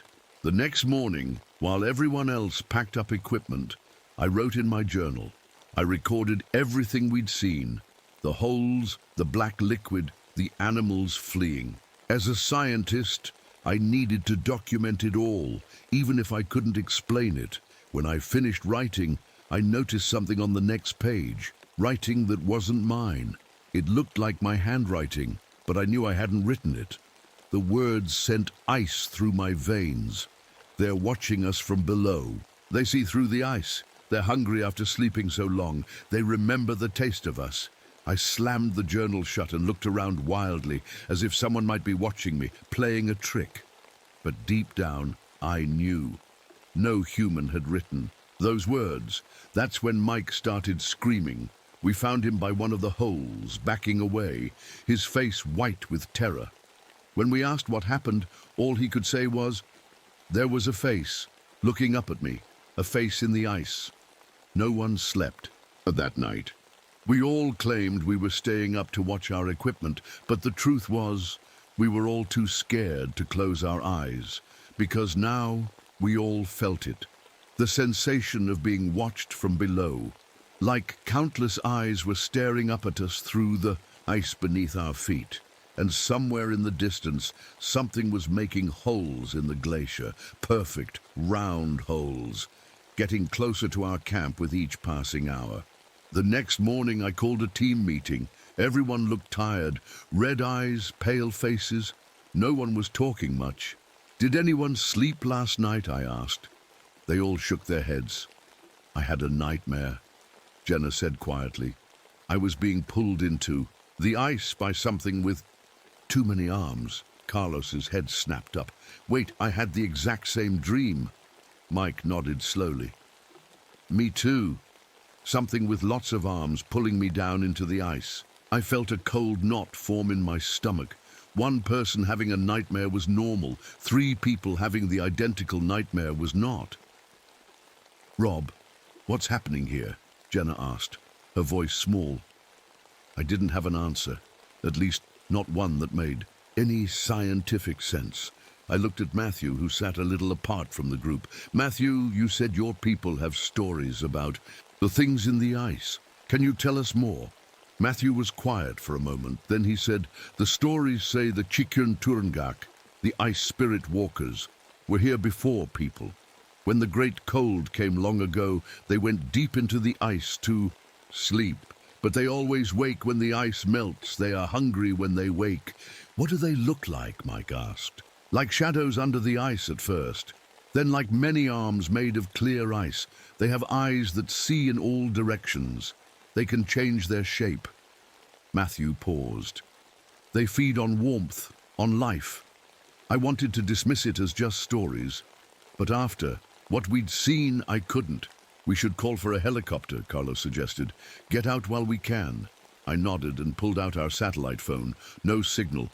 I walked to higher ground, tried again. Still nothing. "That's weird," I muttered. "We tested it yesterday, and it worked fine.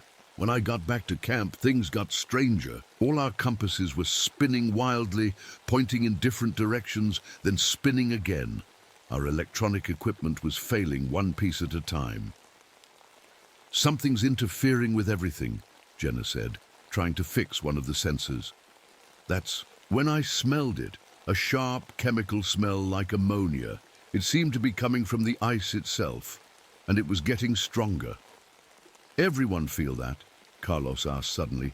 We all stopped. The ground under our feet was vibrating slightly, not like an earthquake, more like a low hum. I couldn't hear it, but I could feel it in my bones, in my teeth. It made me feel sick and dizzy. "What time is it?" Mike asked, looking at his watch with a confused expression. I checked mine.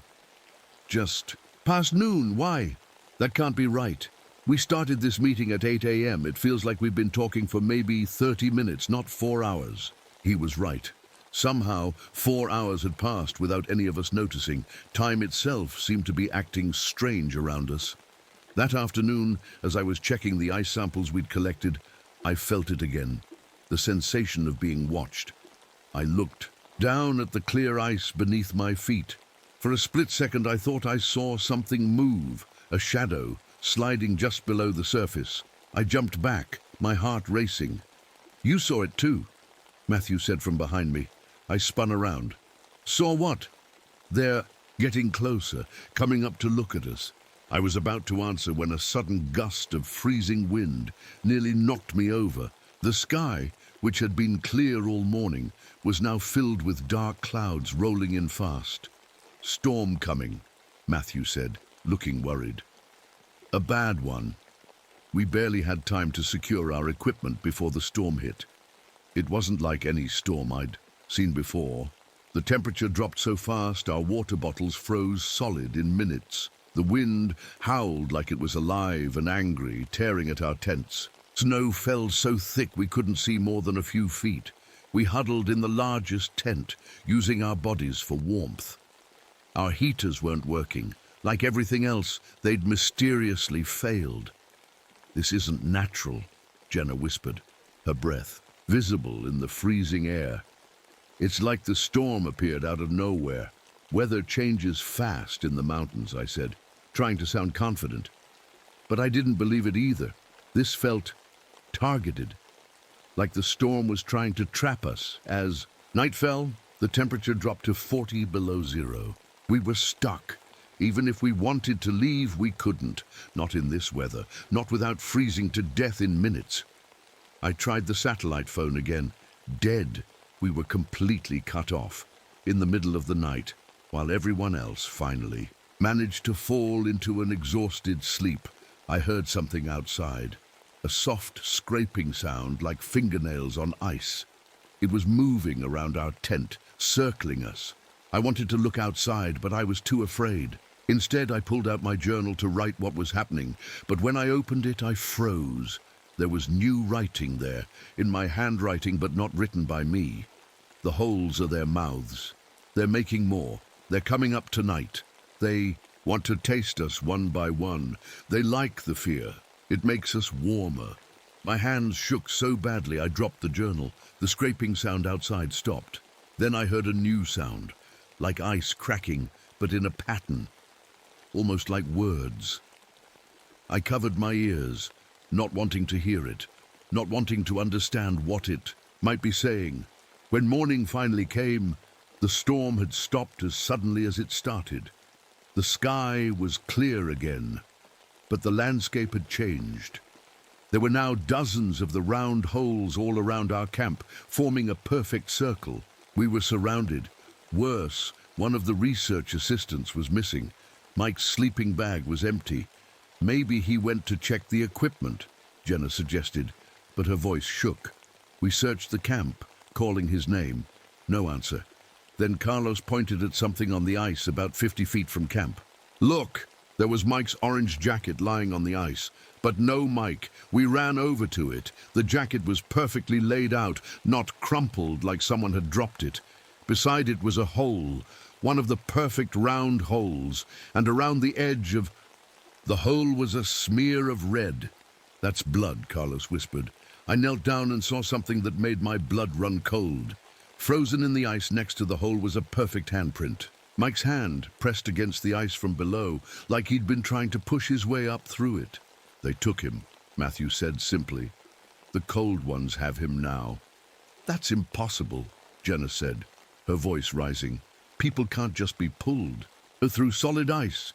But even as she said it, we all stared at the handprint, the evidence that somehow Mike had been pulled down through the ice, leaving only his jacket behind. That's when I saw it, just for a moment. A shadow moving under the clear ice, sliding away from us, not a human shadow, something with too many limbs, flowing like water. "We're leaving." "Now," I said. "Grab only what you need. We're getting off this glacier." No one argued. As we packed, I couldn't shake the feeling that it was already too late. The ice beneath us was no longer just ice. It was alive. And it was hungry. We packed quickly, taking only what we needed to survive. No one talked much. What was there to say? Mike was gone, pulled into the ice somehow. Nothing in our training had prepared us for this. "Which way?" Jenna asked, her voice shaky but determined. I pointed toward the mountains. "We head for higher ground, away from the glacier." "No," Matthew said firmly.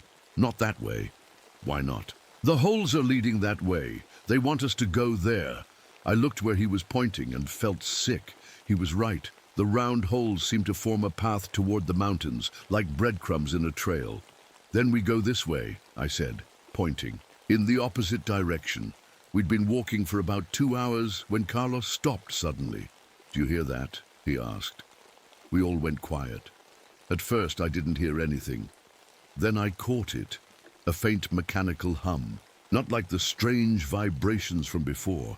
This sounded man-made. "Where's it coming from?" I asked. Carlos pointed to our right, where the glacier sloped down into a small valley. "There, I think." We changed direction, following the sound. As we got closer, I began to make out a dark shape in the ice. At first, I thought it was a cave, but as we got closer, I realized it was something else. A doorway. A metal doorway, built right into the side of the glacier. "What is that?" Jenna whispered. I approached cautiously. The door was old and rusty, with faded writing in Russian. "It's Soviet," I said, recognizing the red star emblem, nearly worn away by time and ice. "Must be from the Cold War era." "What's it doing here?" Carlos asked. "The Soviets had secret research. Stations all over the Arctic," I explained. "Studying weather, military stuff, who knows what else. Most were abandoned when the Soviet Union fell." The door was partially open, frozen in place. The humming sound was coming from inside. "Should we go in?" Jenna asked nervously. I looked back the way we'd come. The sky was darkening again. Another storm was brewing. We needed shelter. "We don't have much choice," I said. "Storm's coming. We need to get inside." Using our ice tools, we chipped away at the frozen door until we could squeeze through. Inside was a narrow corridor, dimly lit by emergency lights running on what must have been a backup generator, the source of the humming. "Power's still on," Carlos said, sounding impressed. "Must have a good generator system." The station was small but well equipped. A main room with old computers and monitoring equipment, a small kitchen area, 3 tiny bedrooms with narrow cots, and a room full of scientific equipment, much of it still in working order. What were they studying here? Jenna wondered, looking at the dusty equipment. I picked up a logbook, flipping through pages of faded Russian writing. I couldn't read it, but the diagrams were clear enough. Drawings of the glacier, of the round holes we'd been seeing, and something else. Sketches of something with many tentacle-like arms surrounding a central core. "They knew," I whispered. "They were studying it, whatever's out there in the ice." Matthew had been quiet, looking around the station with a grim expression. Now he pointed to a map on the wall. "A detailed chart of the glacier. Look," he said. The map showed hundreds of red dots across the glacier. When I looked closer, I realized they matched the pattern of the holes we'd seen. "These are from the 1980s, I said, checking the date on the map. "This has happened before." In a filing cabinet, we found more. Photographs of the holes, of the black substance, and images that made my skin crawl. What looked like a human arm, partially embedded in clear ice. The skin turned black and frozen. "What happened to these researchers?" Carlos asked, looking around as if expecting to find bodies. "Maybe they got out," Jenna said hopefully, but I had a feeling they hadn't. Not all of them, anyway. We decided to stay the night in the station. It was shelter, it had heat from the generator, and the thick walls made us feel safer than our tents. We took turns keeping watch. Though none of us really expected to sleep, during my watch, I dug deeper into the Soviet files. Using a translation guide I found, I slowly pieced together parts of their research. What I learned chilled me more than the ice outside. The Soviets had come here in 1982 to study unusual ice formations. They'd found the holes, just like we had. They'd documented the strange effects, equipment failures, time distortions, identical nightmares. They'd lost people too, but they'd stayed, studying the entity they discovered living in the ice. They called it the Ice Colossus in their notes. They theorized it was ancient, possibly prehistoric, awakened by unusual warming that year. They'd tried to communicate with it, to understand it. That had been their mistake. In the last entries, the lead scientist wrote frantically about the entity becoming more active, about it learning from them, about it wanting to escape the ice entirely. The final entry simply read, "It's coming through the floors now." God forgive us for what we've awakened. I was still reading when I heard a sound from one of the bedrooms where Jenna was sleeping. A soft cry like someone in pain. "Jenna," I called, grabbing my flashlight. "You okay?" No answer. I walked to her room and pushed open the door. She was sitting on the edge of her cot, staring at the floor. "Jenna?" She looked up slowly. Something was wrong with her eyes. They seemed cloudy, unfocused.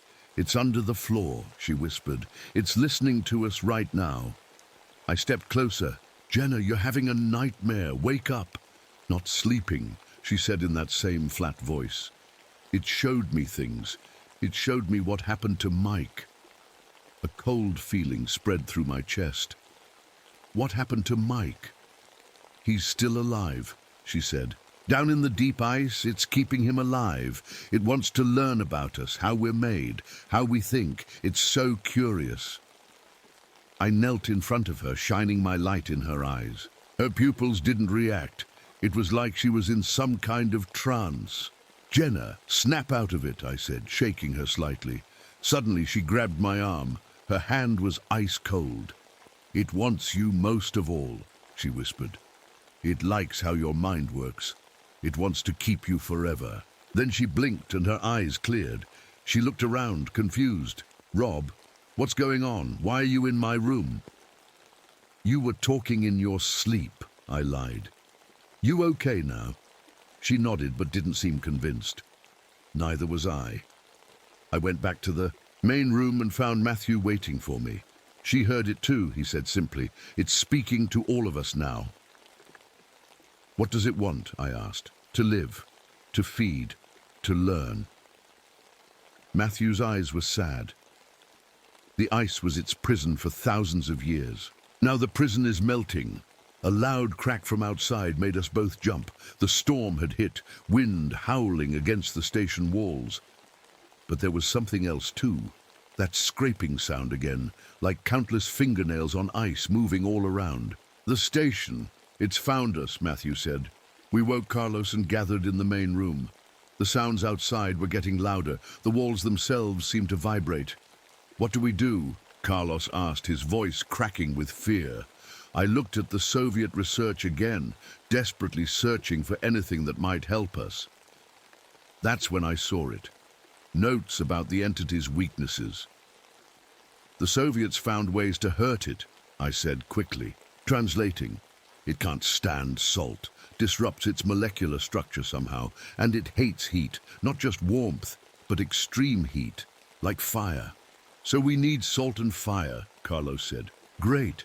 Anyone bring a salt shaker and a flamethrower?" I ignored him, still reading. "It says here the entity is vulnerable when it's feeding. That's when it's most solid, most physical. So we let it. Start eating one of us, then attack it?" Jenna asked incredulously. "That's a terrible plan." "We're not doing that," I said firmly. But the Soviets were working on something else, a way to force it back into dormancy.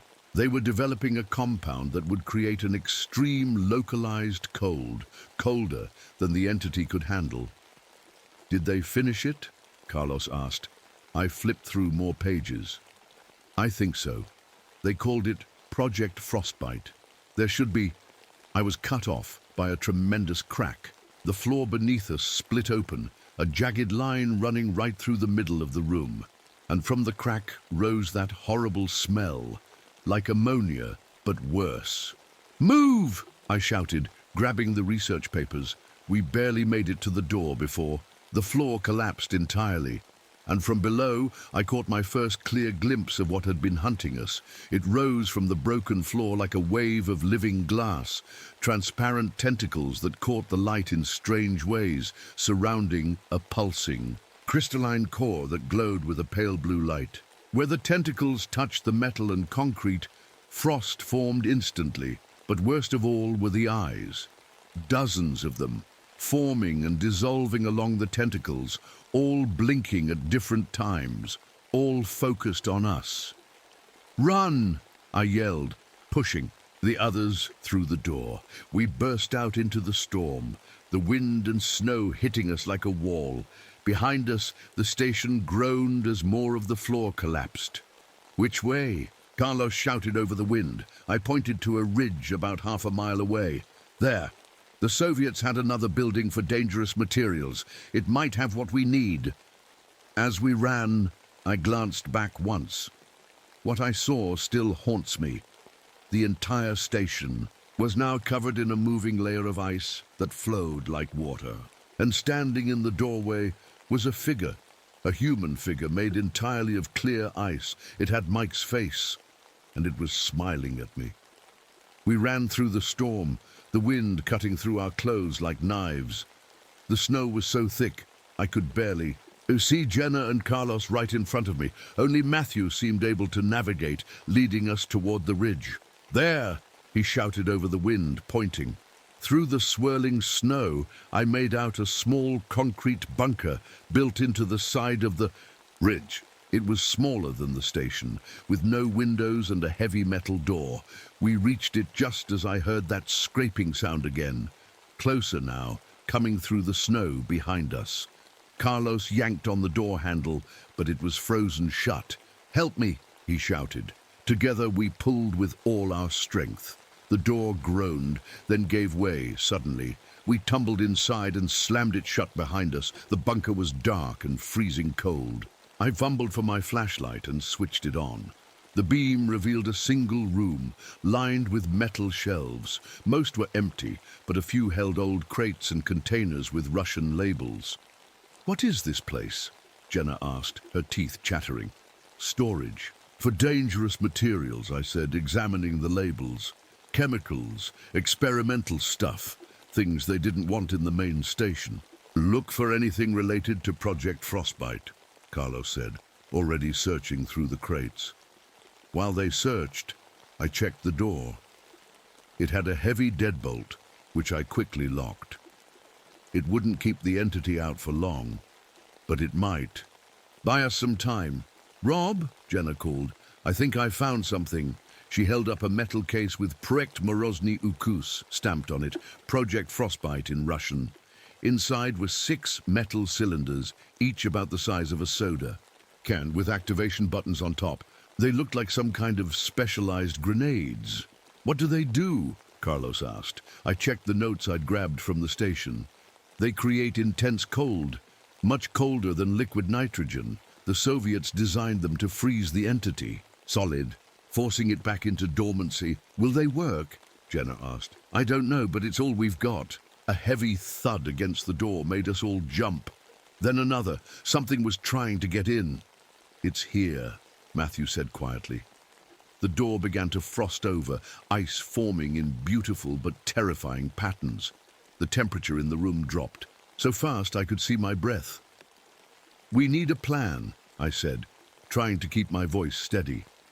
"These cylinders have to be placed directly on the entity's core. The notes say that's the glowing center part we saw." "How do we get close enough to do that?" Carlos asked. "That thing will freeze us solid before we can touch it." I grabbed another container from the shelf. Inside was a bag of rock salt, the kind used to melt ice on roads. "Salt hurts it," I reminded them. "We use this to clear a path."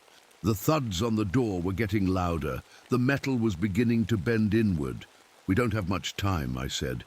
"Jenna, Carlos, each of you take 2 cylinders. Matthew and I will take 1 each. We split up, try to surround it.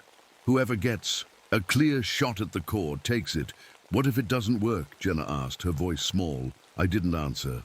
We all knew what would happen if we failed. The door buckled with a screech of tearing metal. Through the growing gap, I saw those ice tentacles pushing through, searching blindly. "Ready?" I asked.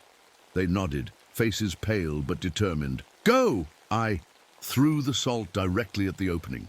The effect was immediate. The tentacles recoiled, the ice itself seeming to scream with a high-pitched sound that hurt my ears.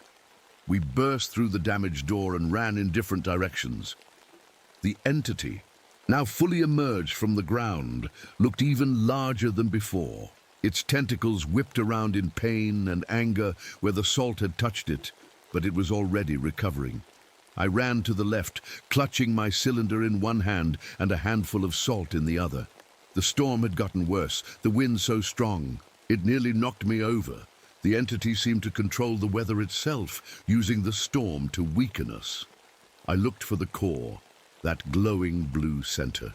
It was harder to see now, obscured by the swirling mass of tentacles. I needed to get closer. Taking a deep breath, I charged forward, throwing salt ahead of me to clear a path. The entity's tentacles parted like a curtain, recoiling from the salt.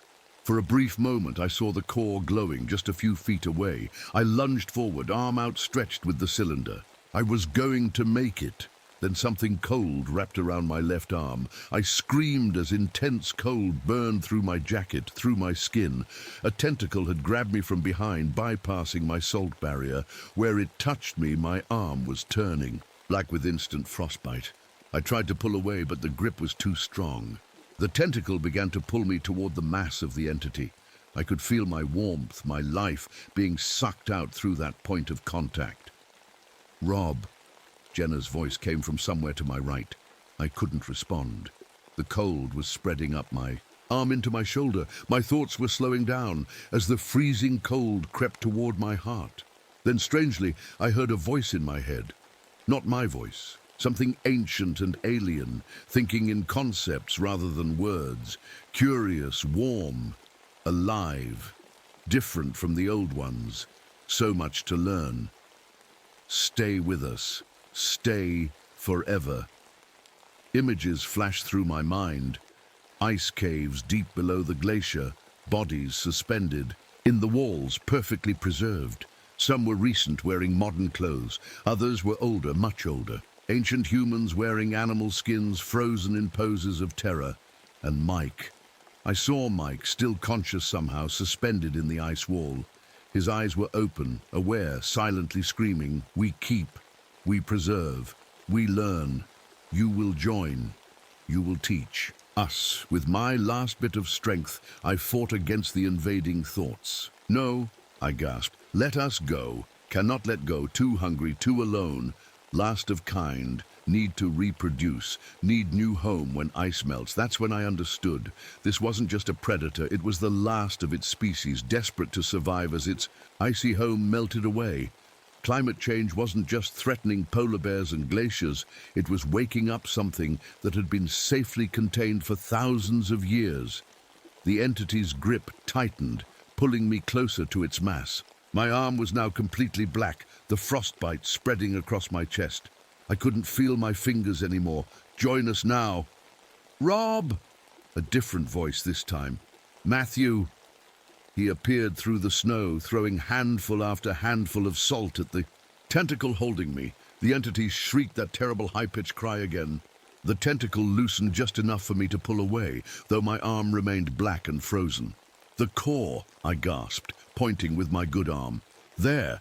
Matthew saw it too, the blue glow, momentarily exposed. He lunged forward with his cylinder, but a fresh wave of tentacles rose to block him. "I can't get through," he shouted. "Together!" I picked up my dropped cylinder with my good hand. "On three!" We charged side by side, throwing our last bits of salt ahead of us. The entity rippled and contracted, trying to protect its core. "One!" I shouted. A tentacle slashed at Matthew, cutting across his face. Blood mixed with snow. "Two!" The core began to pulse faster, glowing brighter. The storm around us intensified. "Three!" We dove forward together, cylinders extended. Mine hit the outer edge of the core. Matthew's struck dead center. For one terrible moment, nothing happened. Then the cylinders activated with a sharp hiss. Intense cold, colder than anything I'd ever felt, blasted from them. The core, which had been glowing bright blue, began to dim. The tentacles thrashed wildly, then began to slow down, their movements becoming sluggish. "It's working!" I shouted. The entity was freezing from the inside out, the ice of its body turning cloudy and brittle. The storm around us began to weaken as the entity lost control. We backed away, watching as the massive creature slowly froze solid. The tentacles stopped moving altogether, frozen in twisted shapes, like a bizarre ice sculpture. "Did we kill it?" Jenna asked, appearing beside us with Carlos. I shook my head. "No, just put it back to sleep. Deep sleep." My frozen arm hung uselessly, at my side, black and dead-looking. The pain was incredible now that the adrenaline was wearing off. I might lose the arm, I realized. But at least we were alive, or so I thought. As we stood there catching our breath, I felt something strange. A presence in my mind again. Fainter now, but still there, connected through my frozen arm. Not over, cannot die, only sleep. Will wait. Will remember you? I stumbled backward, suddenly terrified. We need to get off this glacier now. What's wrong? Carlos asked. It's still alive in there, and it's connected to me somehow, through my arm. I could feel it, like a cold spot in my mind. Watching, waiting. It's going to come back. Matthew was looking at me strangely. The old stories say this happened before. The cold ones sleep, then wake when the ice melts. How long will it stay frozen this time? Jenna asked. I thought about the rapidly warming climate, the melting glaciers. Not long enough. Maybe 10-15 years at the rate the ice is melting. We stood there in the falling snow, staring at the frozen entity. We'd survived, but we hadn't won. Not really. We'd only bought some time. And as I stood there, I realized something. Else was wrong. Where was Matthew? He'd been right beside me a moment ago. Matthew, I called, looking around. No answer. Matthew, I shouted louder. Then I saw him. He was walking slowly toward the frozen entity, his steps measured and calm. He wasn't running away. He was approaching it. Matthew, stop! What are you doing? He turned to look at me, his face peaceful. There is an old ritual among my people, he said. A binding ritual, to keep the cold ones sleeping. What kind of ritual? I asked, though something in his voice made me afraid. To hear the answer. A life for a life, he said simply. Someone must stay and watch. Someone must bind their warmth to the ice. Before I could stop him, he placed both hands directly on the frozen core of the entity. No! I shouted, running toward him, but it was too late. Ice was already forming around Matthew's hands, creeping up his arms. He didn't fight it. He closed his eyes as the ice spread over his body. Matthew! I reached him, tried to pull him away, but his feet were already frozen to the ground. He opened his eyes one last time. This is the way, he said. Someone must keep watch. Someone must stay. The ice covered him completely, forming a perfect statue of Matthew with his hands pressed against the core of the entity. His face looked peaceful, as if he'd accepted his fate long ago. I stood there, unable to believe what had just happened, unable to help him. Rob, Carlos said gently, touching my shoulder. We need to go. We need to get you medical help for your arm. I nodded numbly. There was nothing we could do for Matthew now. He had made his choice. As we turned to leave, I felt that cold presence in my mind one last time. We will meet again, when the ice melts, when I wake. I will remember you, with my frozen arm hanging useless at my side, and the knowledge that the entity was only temporarily defeated. I led what remained of my team down from the glacier into an uncertain future. The journey down from the glacier was a blur of pain and cold. My arm hurt so badly I could barely think straight. But we kept moving, knowing we had to get as far away from that place as possible. After what felt like forever, we reached our base camp at the edge of the glacier. Our emergency radio was still there, untouched by the entity. Carlos called for a rescue helicopter while Jenna tried to treat my frozen arm. It's bad, Rob, she said quietly, wrapping it in clean bandages. Really bad. You need a hospital. I nodded, too tired to speak. The cold spot in my mind was still there, fainter with distance, but present. A connection to the entity that wouldn't break. The helicopter arrived just before sunset. The pilot looked shocked when he saw us, especially my blackened arm and our missing teammates. What happened up there, he asked as we climbed aboard. Accident, I mumbled. Storm, lost 2 people. It wasn't the whole truth, But who would believe us if we told them what really happened, that an ancient creature living in the ice had taken Mike and that Matthew had sacrificed himself to keep it dormant? The pilot nodded grimly and took off. As we rose into the air, I looked back at the glacier one last time. In the fading light, I thought I saw a lone figure standing on the ice, Matthew's silhouette watching us leave. But that was impossible. Matthew was frozen solid, bound to the entity, wasn't he? At the hospital, doctors saved my life but couldn't save my arm. The frostbite was too severe. They amputated just below the shoulder, saying I was lucky to be alive at all. Cases of frostbite that advanced usually killed people, but I knew it wasn't ordinary frostbite. When they removed my arm, I felt the cold presence in my mind fade a little more, but not completely. Some connection remained. The Park Service investigated our story. We told them about getting caught in a sudden storm, about Mike falling into a crevasse, about Matthew staying behind to search for him despite our protests.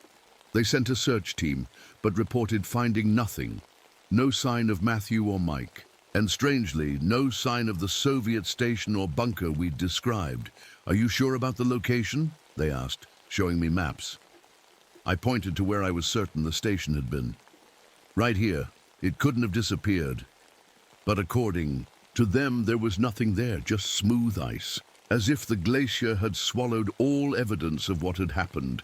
3 weeks later, I was released from the hospital. My job gave me time off to recover, but I knew I wouldn't be going back to field work with one arm. My career as a glaciologist was effectively over. I went home to Anchorage, to my empty apartment. Jenna and Carlos had both left Alaska, wanting to get as far from the glaciers as possible. I didn't blame them.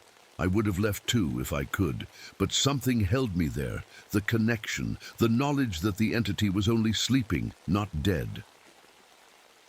One night, about a month after getting home, I woke suddenly from a dream about ice caves and blue light. My phone was ringing. "Hello?" I answered groggily. "Dad?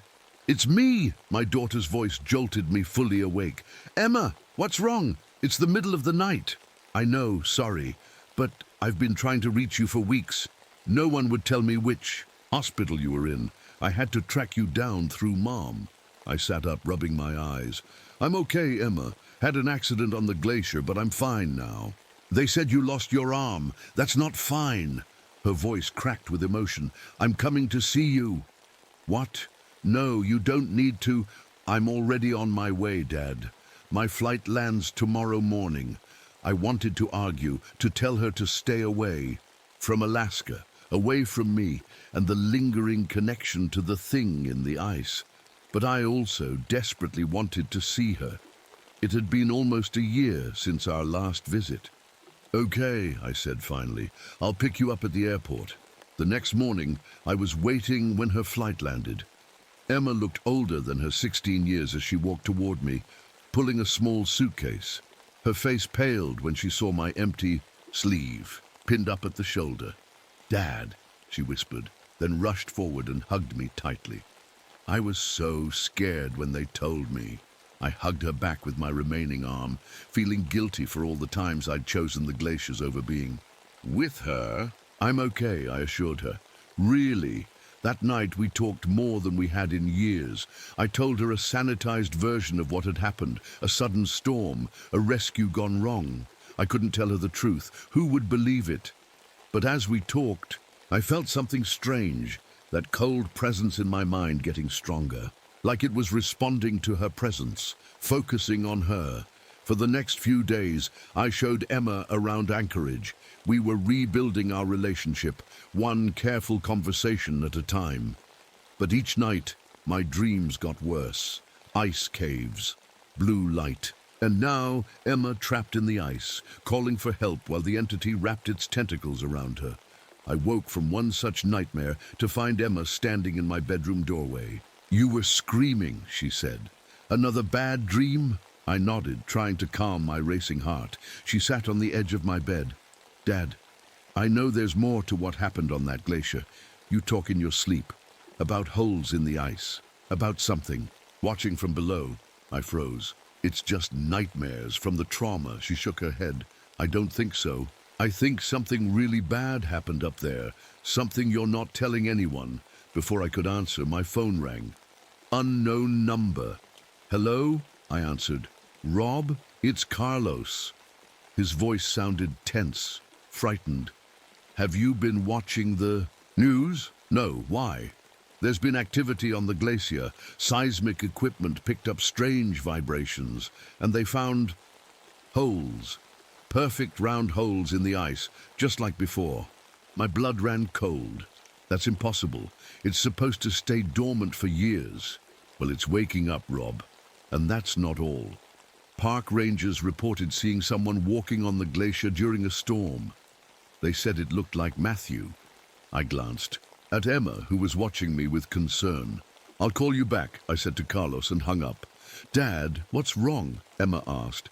I couldn't lie to her anymore. She deserved to know, especially now that the danger might be returning. I need to tell you what really happened on that glacier, I said. For the next hour, I told her everything. The holes, the entity, Mike's disappearance, Matthew's sacrifice. I showed her my journal with the writing that wasn't mine. The photos. We'd taken of the black substance before our cameras failed. To my surprise, she believed me. You have to go back, she said when I'd finished. You have to make sure it stays trapped. I can't, not with one arm. And it's too dangerous. Then I'll go with you, she said firmly.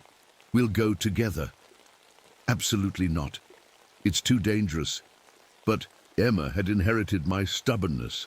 Dad, you said yourself this thing is waking up too soon. If it escapes, how many people will die? You have a connection to it. You might be the only one who can stop it. She was right, and I knew it. The entity was waking up decades too early. Matthew's sacrifice should have kept it dormant longer. Something was wrong. The next morning, against my better judgment, we flew to the small town nearest the glacier. I'd called in some favors to get helicopter transport to the site. Stay close to me at all times, I told Emma as we boarded the helicopter. Promise me. She nodded, her face serious. I promise. The pilot was a man named Jim, who'd flown me to research sites for years. He didn't ask questions about why I wanted to return to the glacier where I'd lost my arm. He just nodded when I gave him the coordinates. That area's been showing strange activity, he said as we flew. Park Service has it marked off limits. We have special permission, I lied. As we approached, I saw that Carlos was right. There were new holes in the ice, dozens of them forming a wide circle. In the center of that circle was a large mound of ice that hadn't been there before. Land just outside that circle of holes, I told Jim. He looked dubious but did as I asked. I don't like this, Rob. Something's off about this place. Always has been. Just wait for us, I said. 2 hours. If we're not back, get help. Emma and Z. I stepped out onto the ice. The wind was calm, the sky clear, very different from the storm during my last visit. But that made me more nervous, not less. The entity controlled the weather around it. If it wasn't creating a storm, what was it doing instead? We approached the circle of holes carefully. I could feel the cold presence in my mind growing stronger with each step. It knew I was here. Welcome back. Brought, young one. Fresh warmth. Thank you. The voice in my head was clearer now, stronger. I stumbled, nearly falling. Dad! Emma grabbed my arm. What's wrong? It's talking to me, I whispered. In my head. Her eyes widened, but she didn't run. Instead, she gripped my hand tighter. What does it want? You, I said grimly. It wants you. We reached the edge of the circle. The holes were steaming slightly in the cold air, that ammonia smell rising from them. The mound in the center was about 20 feet high, shaped almost like a cocoon. What's that? Emma asked, pointing. I squinted, trying to see better. There appeared to be something, or someone, embedded in the ice of the mound. A human figure. Matthew. I breathed, but as we watched, The figure moved, just slightly, but definitely moved. Matthew, somehow still alive inside the ice, still conscious after all these weeks. We have to help him, Emma said, taking a step forward. I grabbed her arm. Wait, it could be a trap. Not trap. Truth. Come closer. See better. I hesitated, then pulled out the bag of salt I'd brought. Taking Emma's hand, I led her carefully into the circle, throwing salt ahead of us to clear a path. Nothing attacked us, which made me even more suspicious. As we got closer to the mound, I could see Matthew more clearly. He was indeed embedded in the ice, but his eyes were open, moving, aware. The ice around him had a strange quality, cloudy in some places, perfectly clear in others. "Matthew?" I called. "Can you hear me?" His eyes found mine. His lips moved, though no sound came out, but somehow I heard his voice in my mind, overlapping with the entity's voice. "Rob, you came back, brought her." "No, mistake. Run." "What happened?" I asked. "How are you still alive in there?" "Binding ritual. Tied my life to it. Keeps it sleeping, but something wrong. Ice melting too fast. Can't hold much longer." I looked around. The glacier did seem to have retreated significantly in just a few weeks. Global warming was accelerating, but not this fast. Something else was happening. "What can we do?" I asked. "Need stronger binding. Need younger life. It wants her. Don't let it take her." I turned to Emma, suddenly terrified. "We need to leave now." But Emma wasn't looking at me. She was staring at the ice beneath our feet, which had gone from cloudy white to perfectly clear. Through it, we could see the pulsing blue core of the entity, far below but growing brighter. "Dad," she whispered, "it's coming up." The ice around us began to crack, not breaking but changing, becoming more liquid-like. The mound with Matthew inside began to shift and flow. His eyes were wide now, his mouth open in a silent scream. I grabbed Emma and tried to run, but the ice beneath our feet had become soft like wet clay. We were sinking into it. "The salt!" I yelled. "Throw the salt!" Emma pulled her own bag of salt from her pocket and scattered it around us. The ice hissed and hardened where the salt touched it, giving us solid ground again. But the mound was fully transforming now.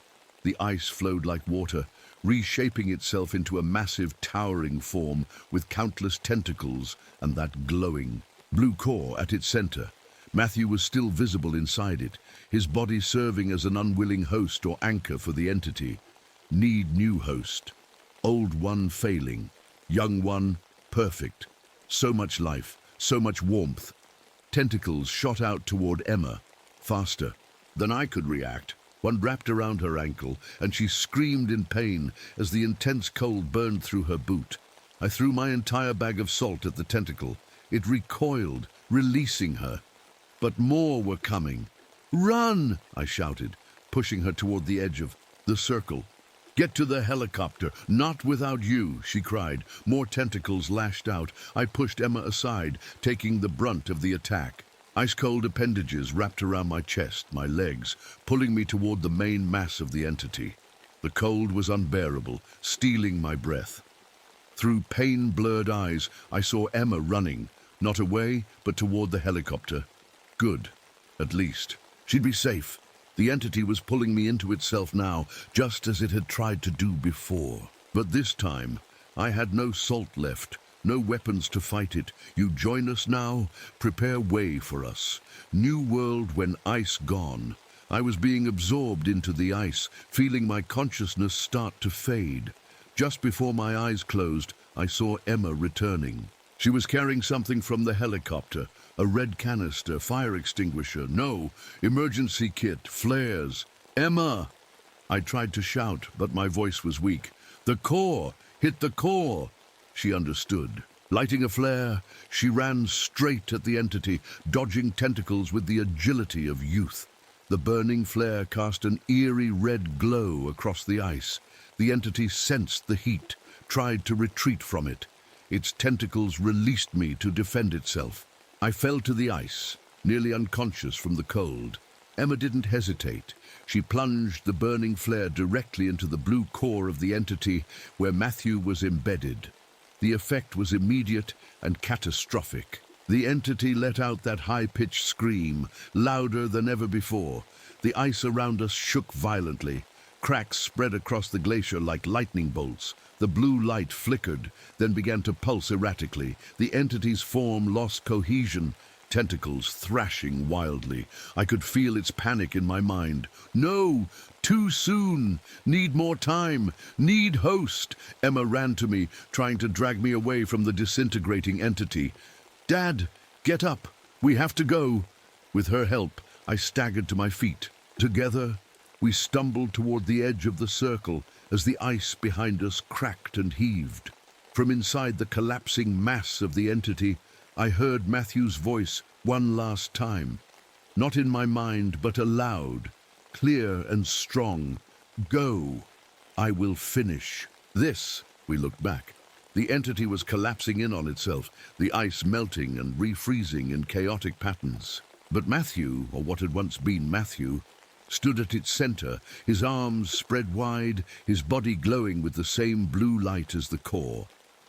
He was using the binding ritual again, but this time he was forcing the entity deep into the ice, far below the surface where it had originally slept.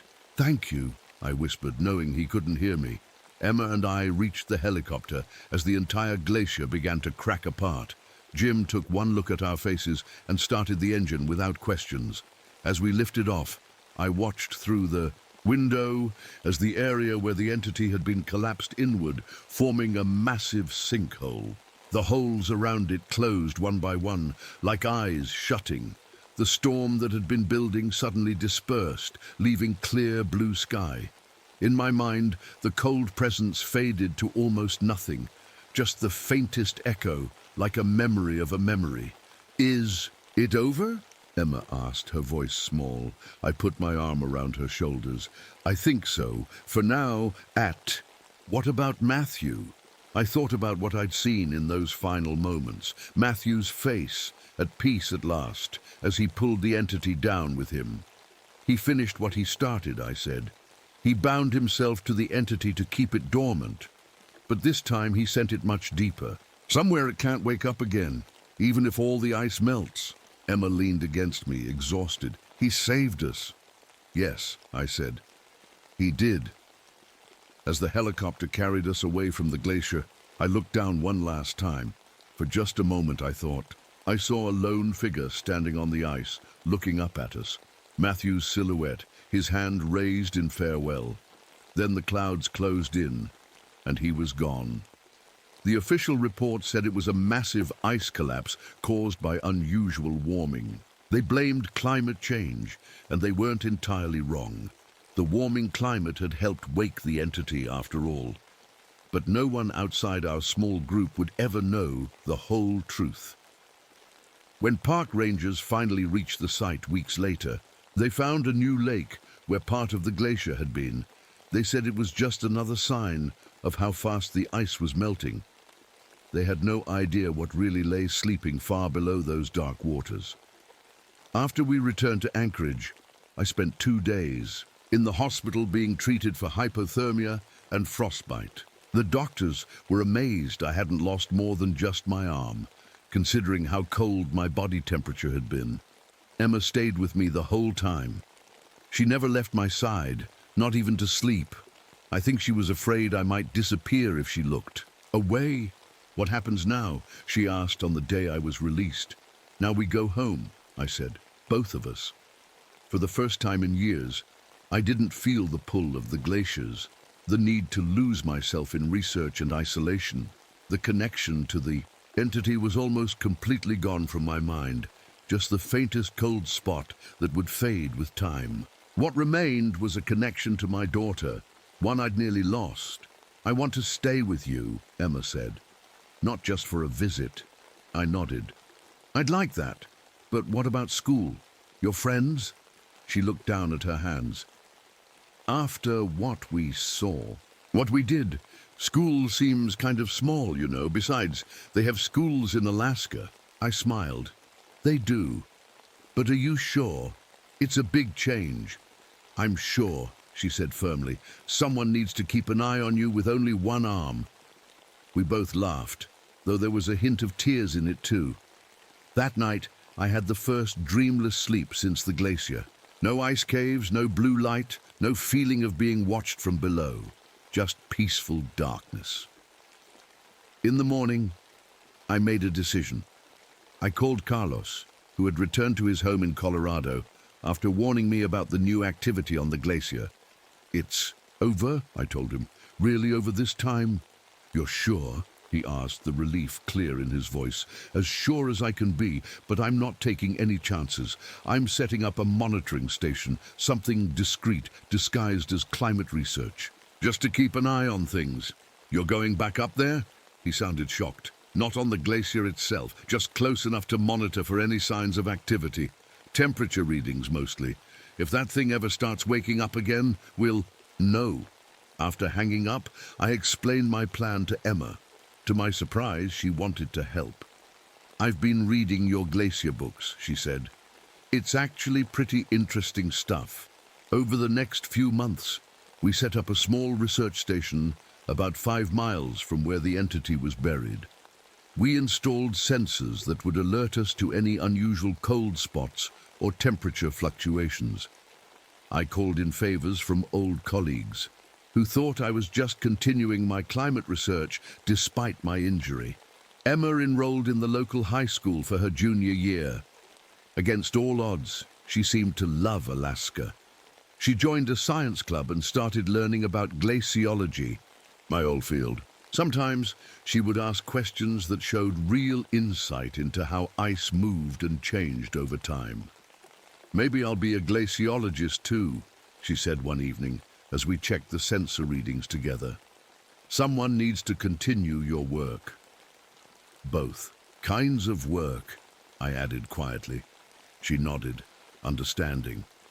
Someone needed to watch for signs of the entity to make sure it stayed buried. That job would fall to her someday. A year passed. The sensors showed nothing unusual. The nightmares faded. Completely. The stump of my missing arm still ached sometimes, especially in cold weather, but I was learning to live with it. Emma thrived in her new school. She made friends, joined the cross-country ski team, and spent hours reading my old research papers. She was planning to apply to colleges with strong earth science programs. Will you be okay if I go away to college? She asked one night. I'll miss you like crazy, I admitted. But yes, I'll be okay. And I would be. The entity was dormant, buried so deep that even complete melting of the surface ice wouldn't reach it. Matthew had seen to that with his final sacrifice. Speaking of Matthew, strange stories began circulating among the park rangers and local guides, stories of a lone figure seen walking across the ice during storms, warning hikers and climbers away from certain areas. The figure never spoke, never came close. It just appeared, pointed in a different direction, then vanished. When they looked away, one evening after Emma had gone to bed, I sat alone looking at the latest sensor readings, all normal. As I was about to turn off my computer, an email arrived from Jenna, who now worked at a research station in Antarctica. Thought you might find this interesting, she wrote. Attached was a photo of an Antarctic ice shelf with a familiar pattern etched into it, a perfect circle of round holes. My blood ran cold. I quickly typed a reply. Are there more of them? Her response came minutes later. Just this one group. Local legends talk about things sleeping in the deep ice. Sound familiar? Too familiar.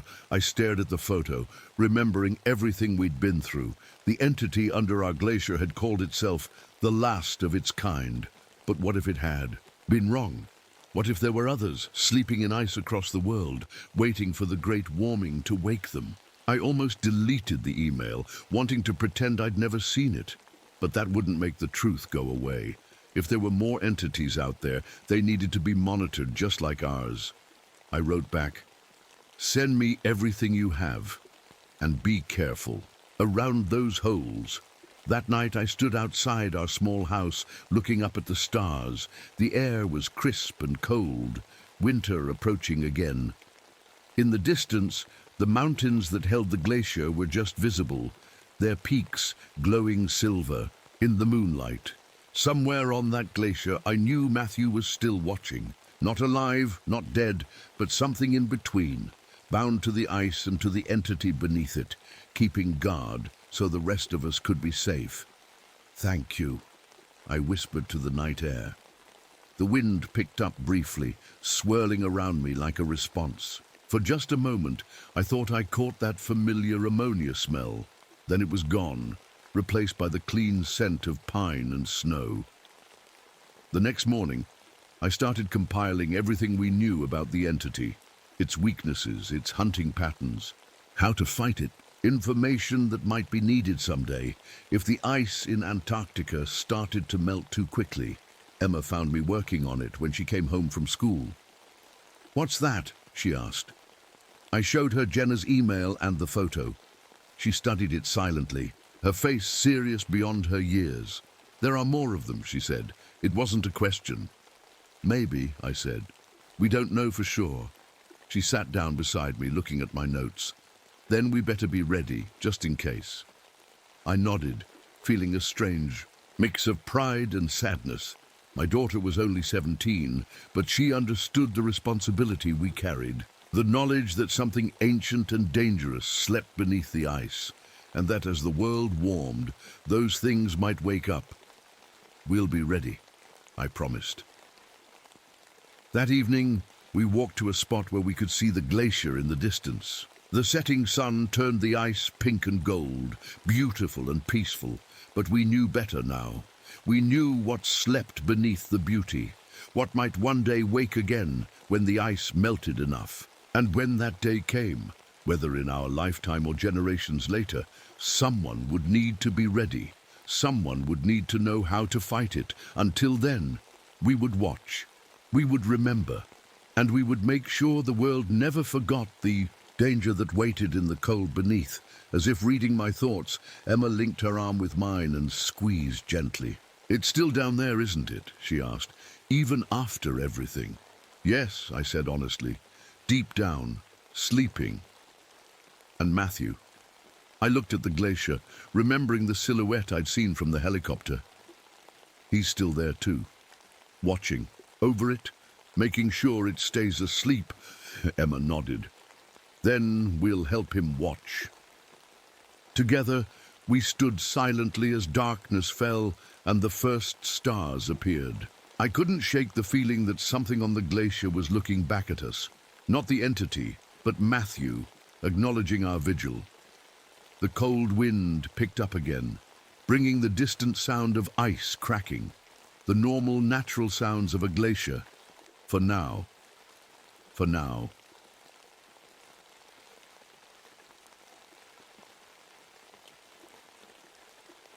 My name is Frank Donahue, and I've spent my whole life in these woods. I'm 42 years old now, and I'm what they call a forest management specialist with the Ranger Service. Before that, I was a smoke jumper, one of those crazy folks who parachute into forest fires to put them out. But the Monongahela National Forest in West Virginia has always been my true home. The trees here know me, and I know them. That might sound strange to you, but when you've walked the same paths for 40 years, you start to feel like the forest is alive in ways most people don't understand. My dad was a ranger here before me, and his dad before him. You could say, taking care of these woods runs in our blood. It was fall of 1963, and the forest was showing off its best colors. The maples were burning red, the oaks had turned golden, and the forest floor was covered in a thick carpet of leaves that crunched under my boots. The mornings were getting cold, with fog that hung in the valleys until noon. It was my favorite and time of year, but something felt different this time. I carried my grandfather's old compass in my pocket. It never points exactly north, but as he always said, it never gets you lost either. Around my neck was a wooden pendant carved from a tree that marked my family's old property deep in the forest. Some might call these things superstitions, but in these woods, the line between superstition and survival can get mighty thin. The government had just approved new logging permits for parts of the forest that had never been touched, trees older than America itself. It didn't sit right with me, even though I knew the towns nearby needed the work. My brother Tom had died in a logging accident 10 years back, crushed under a falling oak. The forest gives life to these communities, but it takes it too. That morning, I was checking trail markers in Section 18, an old-growth area that was on the new logging maps. The trees there were giants, some more than 300 years old. Walking among them felt like being in a cathedral. The undergrowth was so thick in places that it formed tunnels you had to crouch to move through. I noticed something odd right away. The woods were quiet, too quiet. This time of year, the forest should be busy with animals getting ready for winter, squirrels gathering nuts, birds calling, deer moving through the underbrush. But I hadn't seen a single animal all morning. Stopped to take a drink from my canteen when I spotted something strange on a nearby oak tree. A perfect rectangle of bark had been peeled away about the size of a playing card. The exposed wood underneath looked raw but wasn't bleeding sap like it should. I touched it, and my fingers came away dry. "That's not right," I muttered to myself. "Animals don't make clean cuts like that, and neither do people. At least not without leaving tool marks." As I continued down the trail, I found more trees with the same rectangular patches missing. Some were high up, 20 or 30 feet above the ground. No ladder marks, no climbing gear, scratches on the bark. Just perfect rectangles cut out of trees that should have been untouched by human hands. The fog was getting thicker, even though it was nearly noon. That wasn't normal either. I took out my grandfather's compass, watching the needle swing lazily away from where north should be. Instead, it pointed deeper into the woods, toward a part of the forest even I rarely visited. Heard a voice call my name. "Frank! Hey, Frank!" Coming up the trail was Jessie Reynolds, a wildlife biologist who'd been working in the forest for the past month. She was young, maybe late 20s, with her dark hair pulled back in a practical ponytail. She carried a heavy backpack full of research gear and moved with the confident stride of someone who knew how to handle themselves outdoors. "Found anything interesting?" she asked, catching up to me. I pointed to the strange rectangular cuts in the trees. "You ever seen anything like this before?" She frowned, touching one of the exposed patches. "No. It's almost surgical, isn't it? Too clean for an animal." She looked up at me. "And where are all the animals? I haven't seen a single bird all morning." "That's what I was thinking," I said. "Something's not right in these woods." Little did I know just how wrong things were about to get. The forest had secrets, old secrets, and something was waking them up, something that didn't want us here. And deep in my bones I could feel the trees watching us. Jessie and I decided to check out more of the area together. Safety in numbers, especially when things felt off. The fog was getting thicker, wrapping around the tree trunks like ghostly fingers. Our voices seemed to fall flat, not echoing the way they should in the forest. "I've been tracking deer in this section for weeks," Jessie said, keeping close behind me. "They always follow the same paths, but yesterday, every single one of my trail cameras was empty. Not a single deer, not even a raccoon or fox." I nodded, feeling the weight of my grandfather's compass in my pocket. The locals would say that's a bad sign. Animals know things before people do. We came to a small clearing and stopped dead in our tracks. In the middle was a perfect circle of dead vegetation about 15 feet across. Every plant inside it, ferns, saplings, moss, was brown and withered. The circle was so perfect it looked like someone had used a giant compass to draw it. "What could cause this?" Jessie whispered, crouching down at the edge but not touching. "Anything. I've seen fungus rings, but nothing this big or this complete," I said, keeping my voice low. Something about this place made me want to whisper. "And fungus doesn't kill everything." I pulled out my camera to take pictures for the ranger. Station records.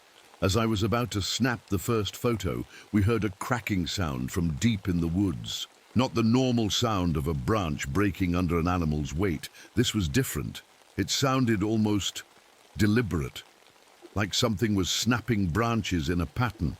Crack, pause, crack, crack, pause, crack. Frank, Jessie said, her voice tight.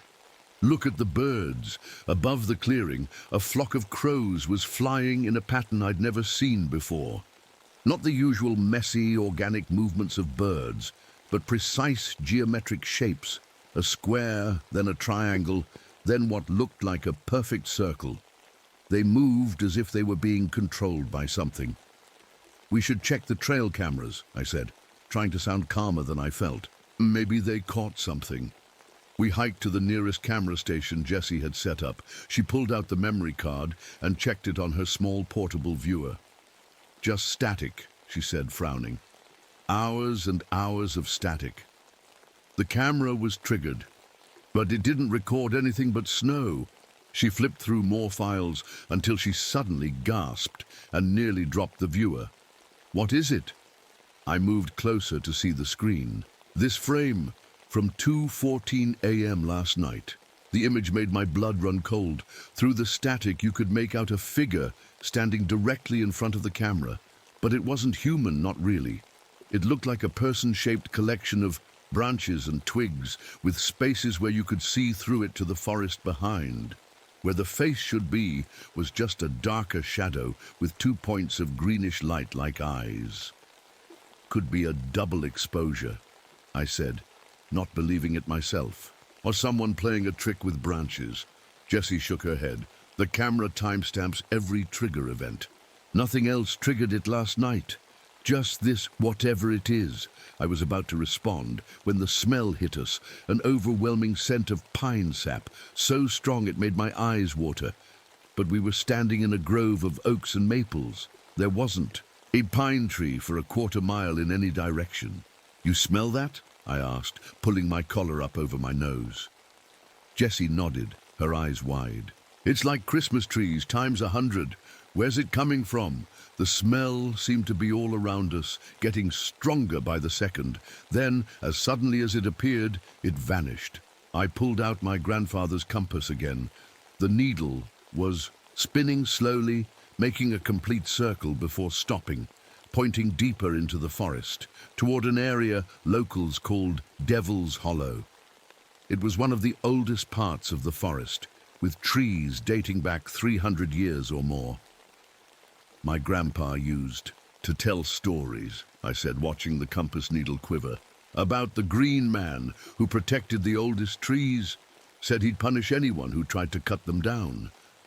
Every culture has forest protector legends, Jessie said, but her scientific confidence sounded shaky. It's a universal archetype. The native people who lived here before the settlers had stories too, I continued, about walking timber that guarded sacred groves. My grandpa called it the lamentation, because people who saw it said it sounded like the trees were crying. We both jumped as something fell from a tree nearby with a heavy thud. It was just a large branch, but when we went to look at it, I noticed something odd. The branch had been cut, not broken, another perfect tool-like cut, but there were no saw marks, no blade impressions, just a perfectly smooth surface, as if the wood had simply decided to separate. On the cut surface, there was a strange amber substance that wasn't quite sap. It was thicker, almost gel-like, with tiny threads running through it like a fungus. Don't touch it, I warned as Jessie reached out. Doesn't look like any sap I've ever seen. As we stood there, the distinct feeling of being watched crept over me, not from any one direction, but from everywhere, as if every tree, every leaf, every patch of moss had eyes. We should head back, I said, looking at the darkening sky. It'll be getting dark soon, and I don't want to be in this section of woods after sundown. Not today. I need to get more samples first, Jessie insisted. This could be important. Data for my study. "What exactly are you studying out here, Jesse?" I asked. It occurred to me that in all our conversations over the past month, she'd been vague about her specific research. She hesitated before answering. Impact of environmental stresses on wildlife patterns. But something in the way she avoided my eyes made me think she wasn't telling me everything. Before I could press further, we heard that cracking sound again, closer this time. And it definitely wasn't random. It had rhythm, almost like it was trying to communicate. Crack, crack, crack. Pause. Crack, crack, crack, crack. "Let's go," Jesse said, suddenly eager to leave.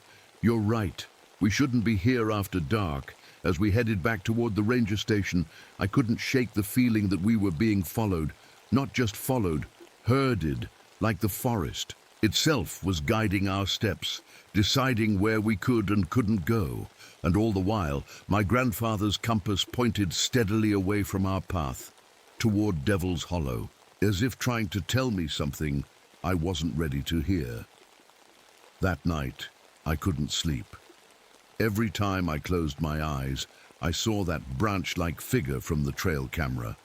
Around 2 a.m., I gave up and went to my small office in the ranger station to look through old records. If something strange was happening in my forest, maybe it had happened before. My grandfather had kept detailed journals during his time as a ranger. Most were stored in the station's basement archives. I pulled out the dusty boxes and started reading by lamplight.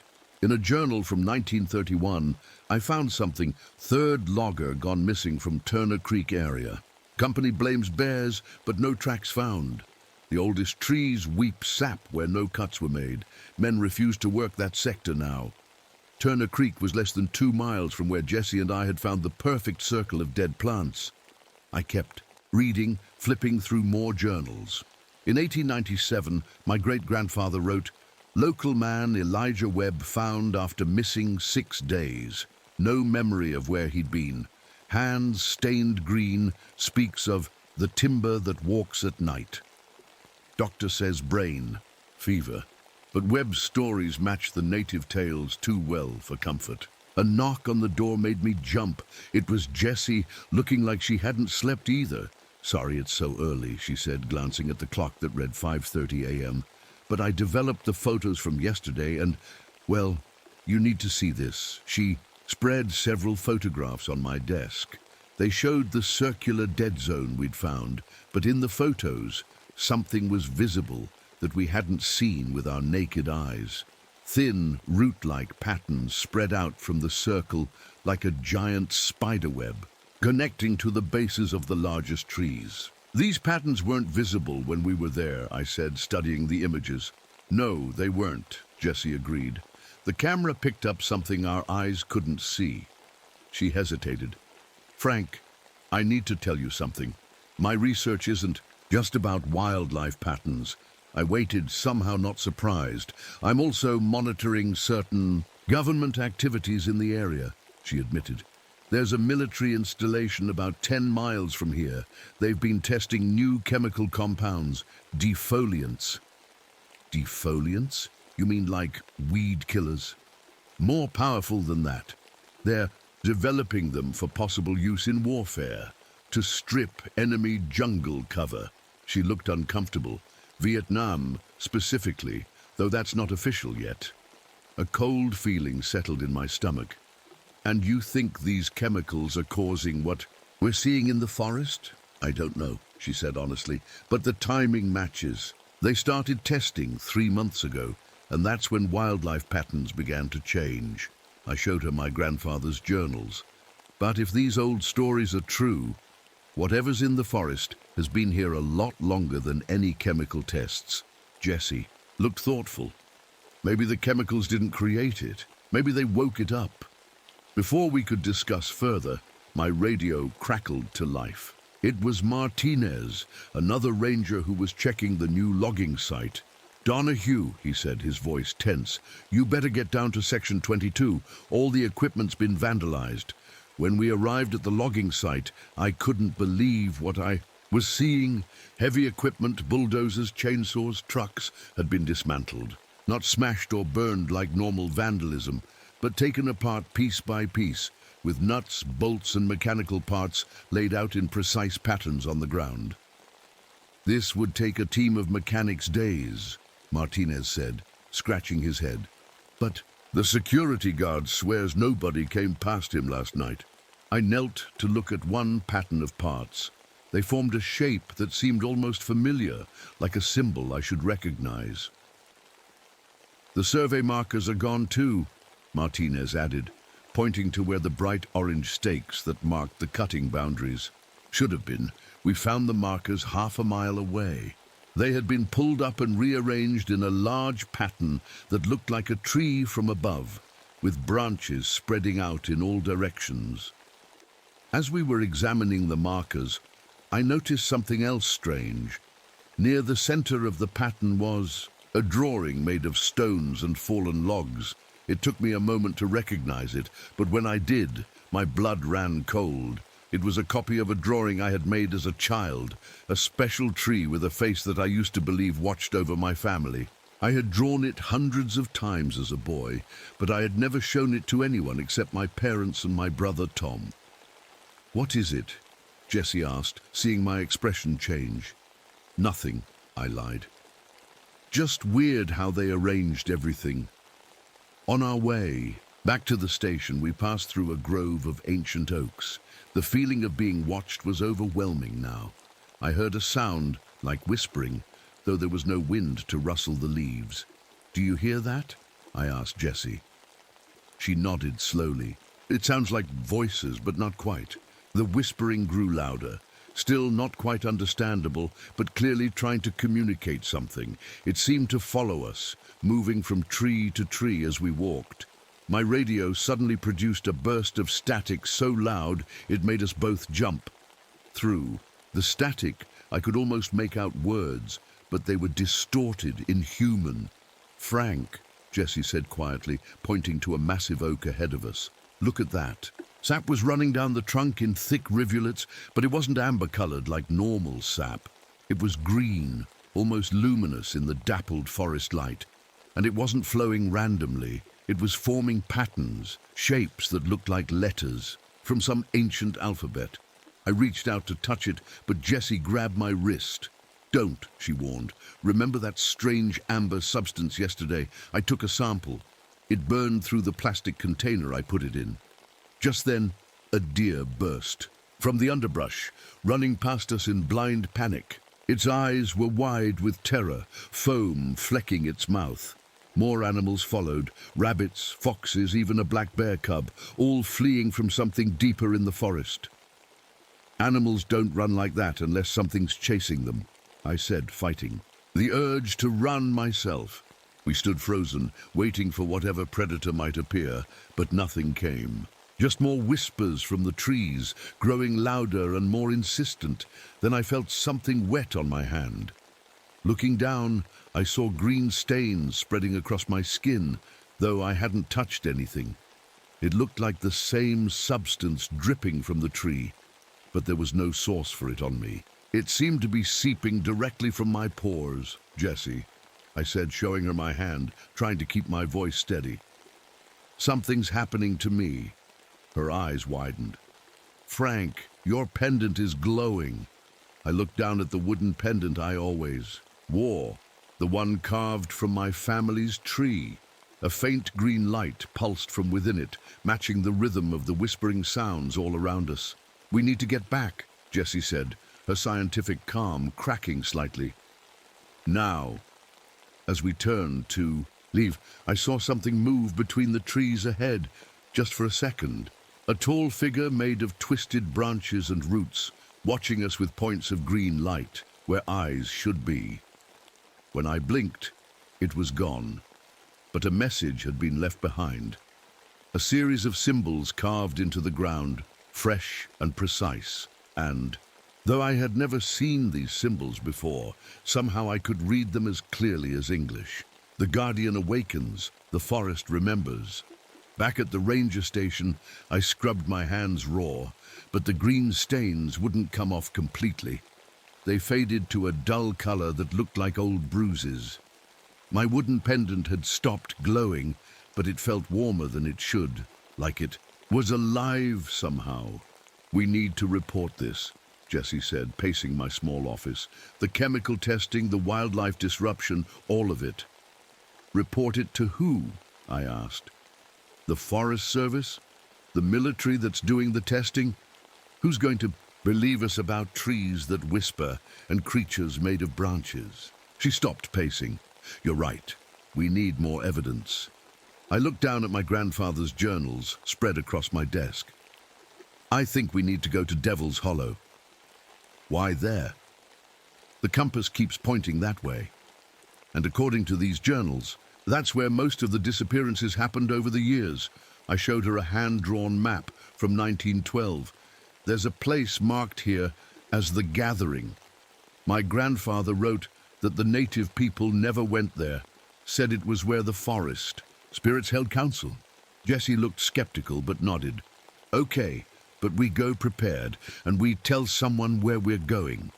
We left a note with Martinez saying we were checking reports of illegal camping in Section 24, which wasn't far from Devil's Hollow. I packed extra flashlights, water, first aid supplies, and a small axe, though something told me weapons wouldn't help much against whatever was in the forest. As we hiked toward Devil's Hollow, I noticed the trails seemed different. Paths I'd walked 100 times suddenly took sharp turns I didn't remember, or ended in thick walls of underbrush that shouldn't have been there. "Is it just me?" Jesse said after an hour of walking, "or are we going in circles?" She was right. We'd passed the same lightning-struck oak 3 times, though we'd been walking in what felt like a straight line. I pulled out my grandfather's compass. The needle spun wildly for a moment, then steadied, pointing to our right, through a thicket of bushes where no trail existed. "I think we're being led," I said quietly. "The forest is changing the paths." "That's not possible," Jessie whispered, but she didn't sound convinced. With no better options, we pushed through the bushes, following the compass. The undergrowth was thick and grabby, thorns catching on our clothes.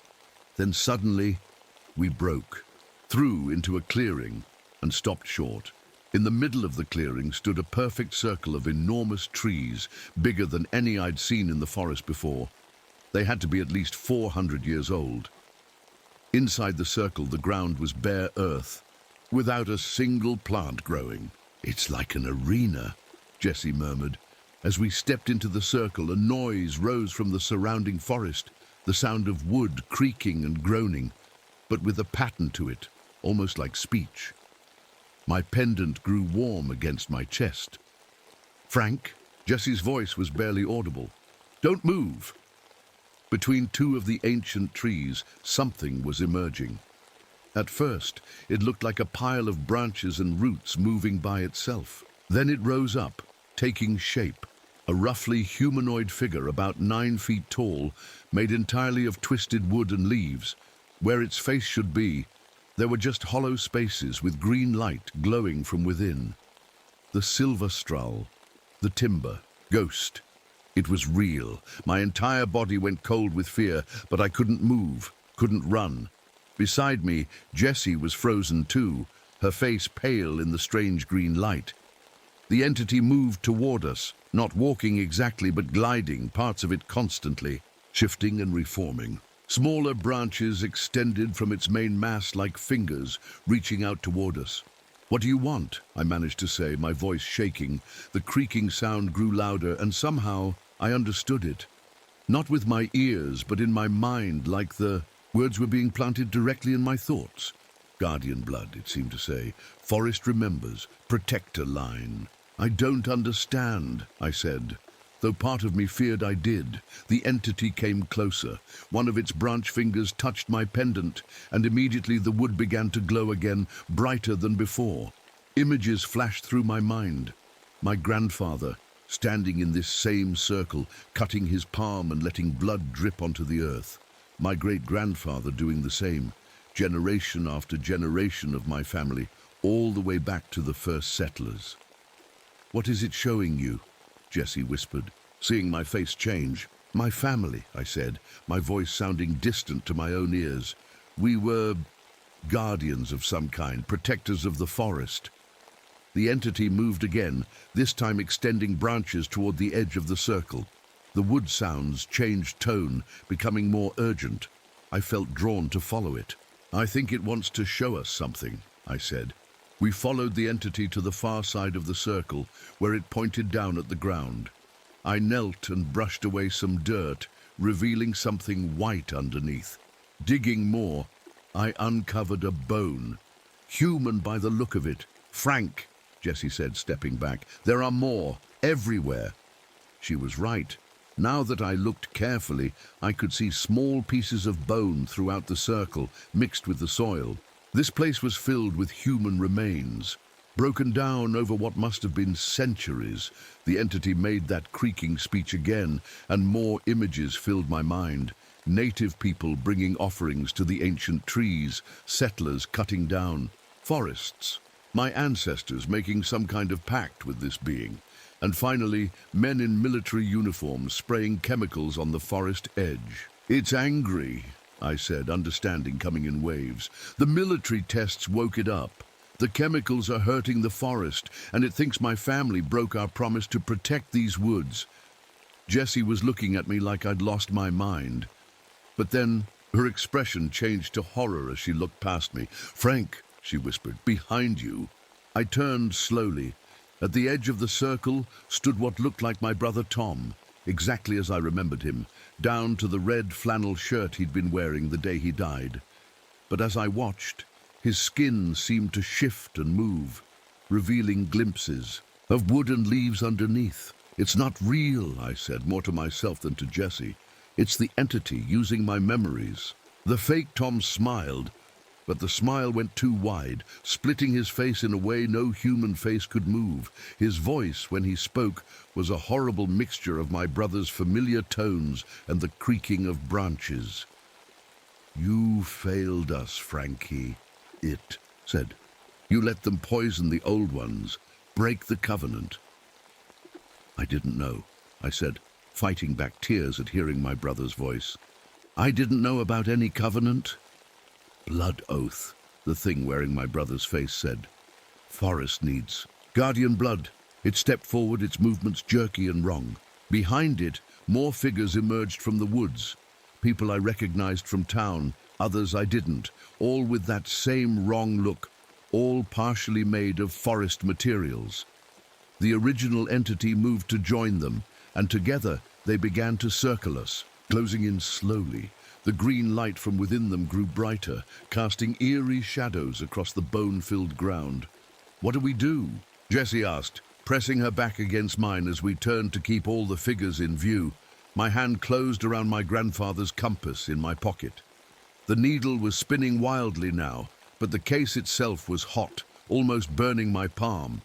"The compass," I said suddenly, "and the pendant, they're connected to all this. My grandfather gave them to me for a reason."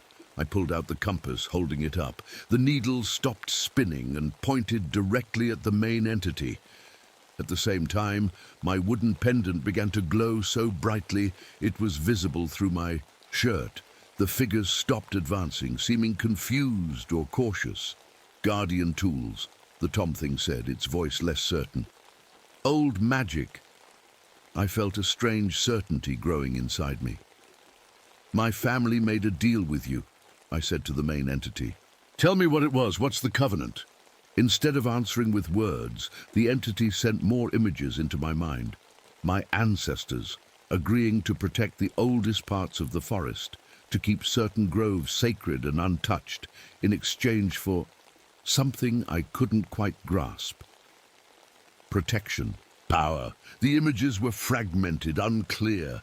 "The forest is changing," I said, understanding pieces of it. "The chemicals are just part of it. People have been cutting trees for generations, and now the government wants to take the oldest ones." Balance broken, the entity's thoughts pushed into mine. Guardian line faded. Forest needs new blood pact. With a sudden, terrible clarity, I understood what it wanted. "It needs a sacrifice," I said to Jessie, "my blood freely given to renew whatever deal my ancestors made." "Frank, no," Jessie grabbed my arm. This is insane. We need to get out of here. But I knew there was no running. The forest itself was against us now. Paths would change. Directions would reverse. We'd end up right back here no matter how far or fast we ran. The entity that looked like Tom stepped closer, extending a hand that was half flesh, half twisted wood. "Join us, Frankie," it said. Like Tom did. Feed the forest. And then I realized the horrible truth. My brother hadn't died in a logging accident. He'd been taken by the forest, absorbed into it somehow. And now it wanted me too. The Tom thing smiled again, that too wide grin splitting its face. "Guardian blood makes forest strong. You'll see things no human has seen." I gripped the compass tighter, feeling it pulse in rhythm with my pendant, and I realized, with my own heartbeat, whatever power my family had handed down through the generations, it was in me now, awakened by this confrontation.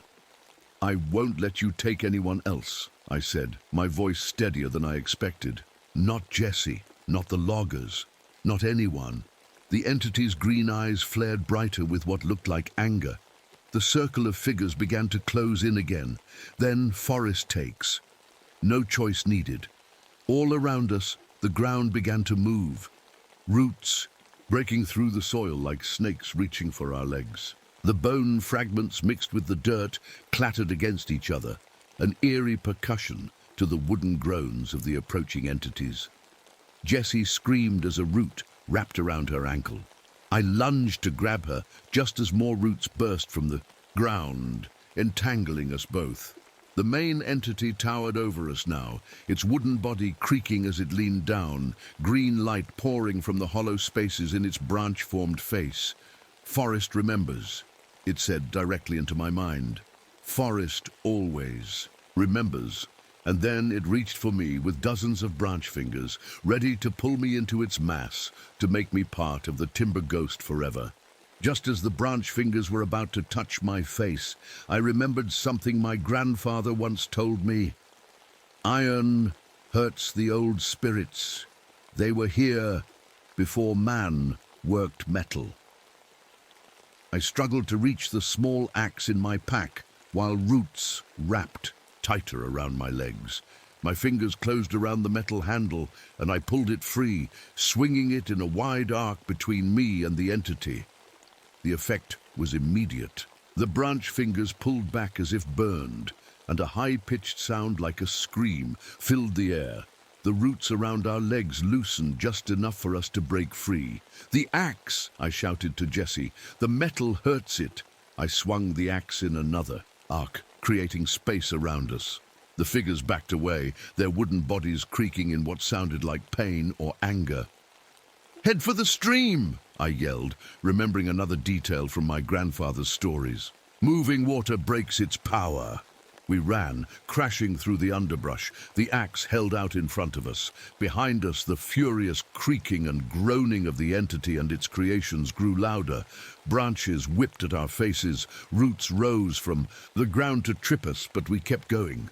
The stream was just ahead. I could hear the water running over rocks. But before we could reach it, the forest floor seemed to drop away beneath my feet. I fell, tumbling down into a pit of soft, rotting vegetation that smelled like death. Jessie screamed my name from somewhere above. I clawed at the sides of the pit, trying to climb out, but the material was too soft, collapsing under my hands. Green light spilled into the pit as the entity peered down at me from above. Branch fingers extended downward, reaching for me. "Stay back!" I shouted, swinging the axe. But my movement only made me sink deeper into the decaying matter. That's when I saw it, half buried in the rot at the edge of the pit. A metal object, rusted but still recognizable. An old railroad spike, like the ones my grandfather kept in a jar on his desk. I lunged for it, nearly going under completely, and my fingers closed around the cold iron. As soon as I touched it, my pendant grew, hot against my chest, almost burning. The compass in my pocket seemed to pulse in the same rhythm. Something clicked in my mind, a connection I hadn't seen before. "Frank!" Jessie called from above. "Grab my hand!" She was lying flat at the edge of the pit, reaching down toward me. Behind her I could see the entity approaching, its green eyes glowing with rage. "The spikes!" I shouted up to her. "Find more railroad spikes. They're iron." Using the axe and the spike, I managed to create handholds in the side of the pit and started to climb out. As I reached the top, the entity loomed over us, towering and terrible, but Jessie had found what I asked for. A handful of old railroad spikes, probably left from when they built the logging roads decades ago. "What do we do with these?" she asked, her voice shaking. "Make a circle," I said, remembering fragments of my grandfather's stories. "Iron in the ground, in a circle around us." We worked quickly, driving spikes into the earth in a rough circle as the entity watched. It seemed cautious now, not approaching directly, but sending its smaller creations, the Tom Thing and others, to circle us, looking for weaknesses.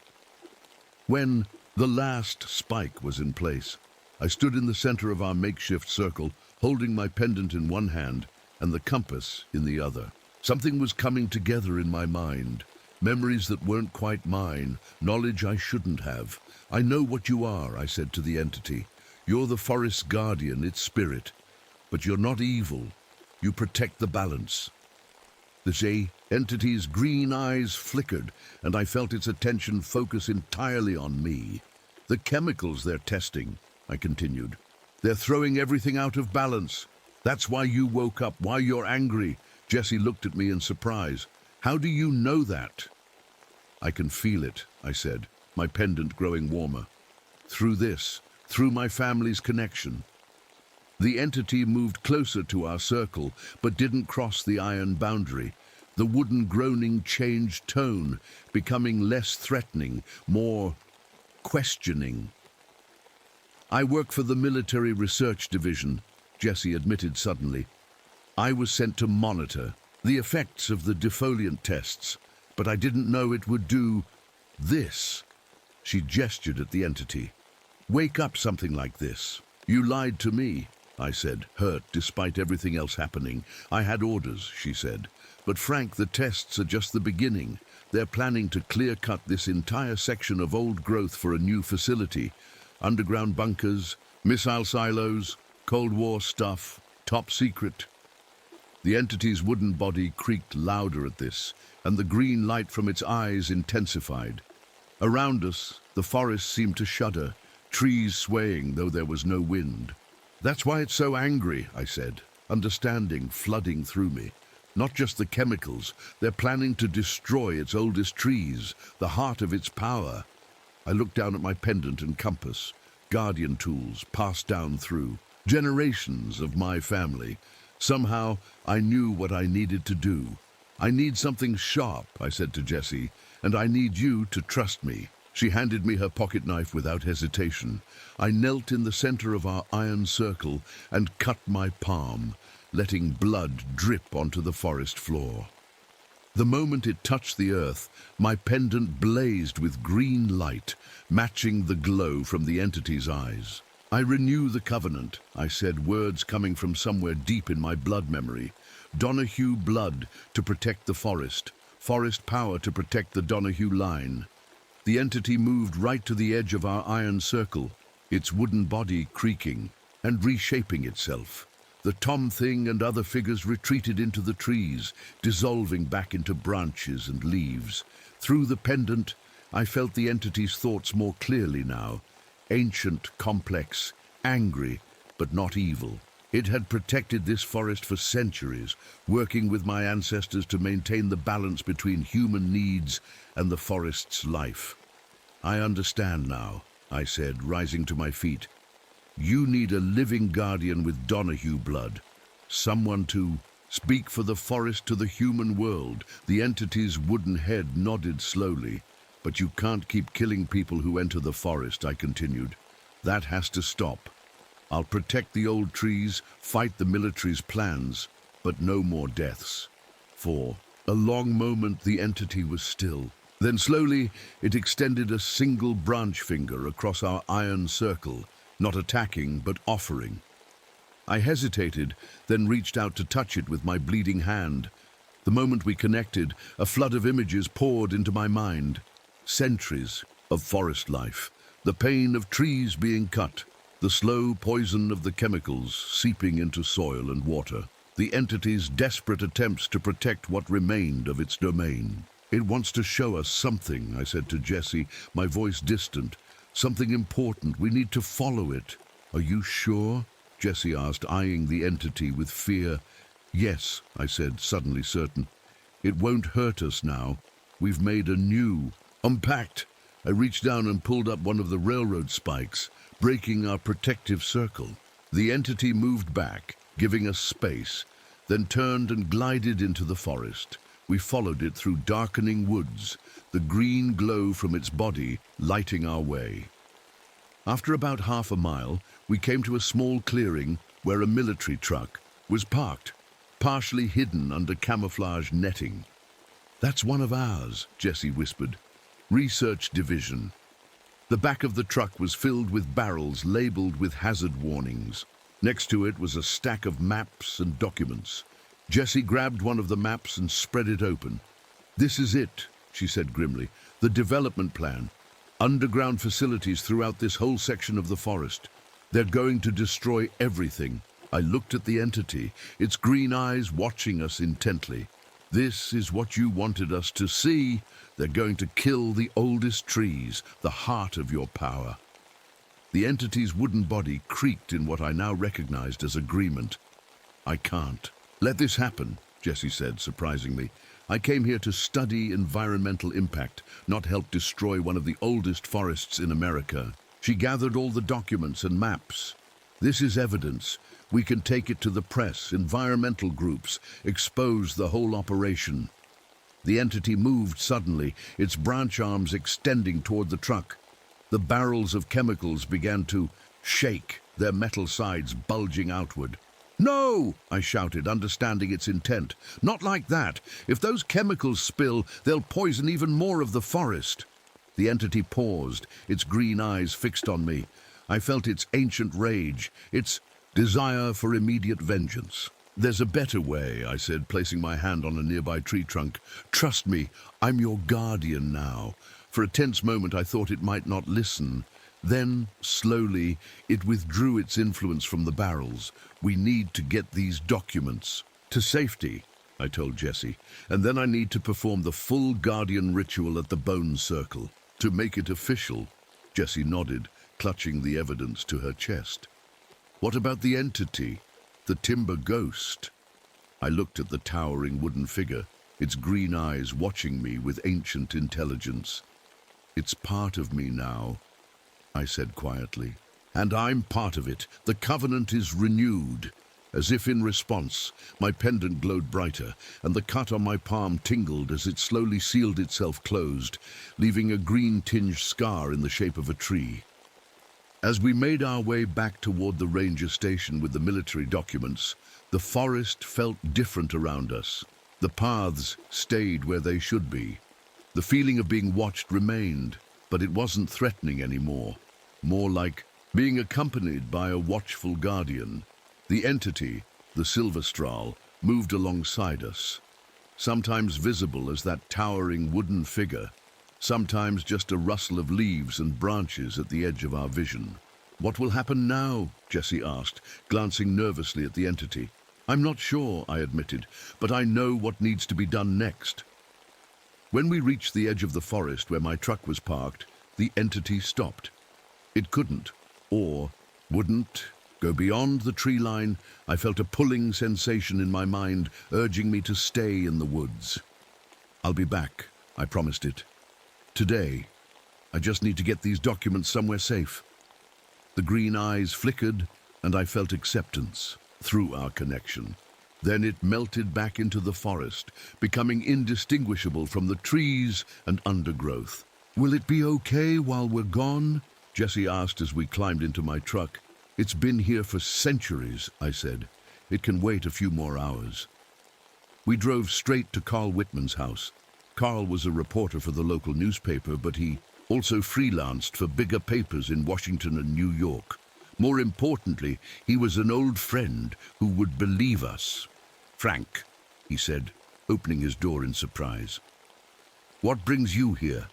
And who's your friend?" "Carl, this is Jesse Reynolds, and we have something you need to see."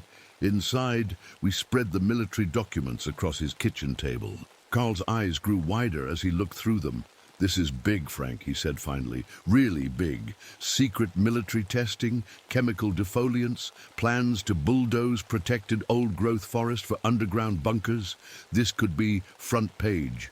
News nationwide. That's why we brought it to you," I said. "People need to know what's happening." Carl looked at us carefully. "You two look like you've been through hell. There's more to this story, isn't there?" I hesitated, then touched the green-tinged scar on my palm. "Yes, but that part stays off the record.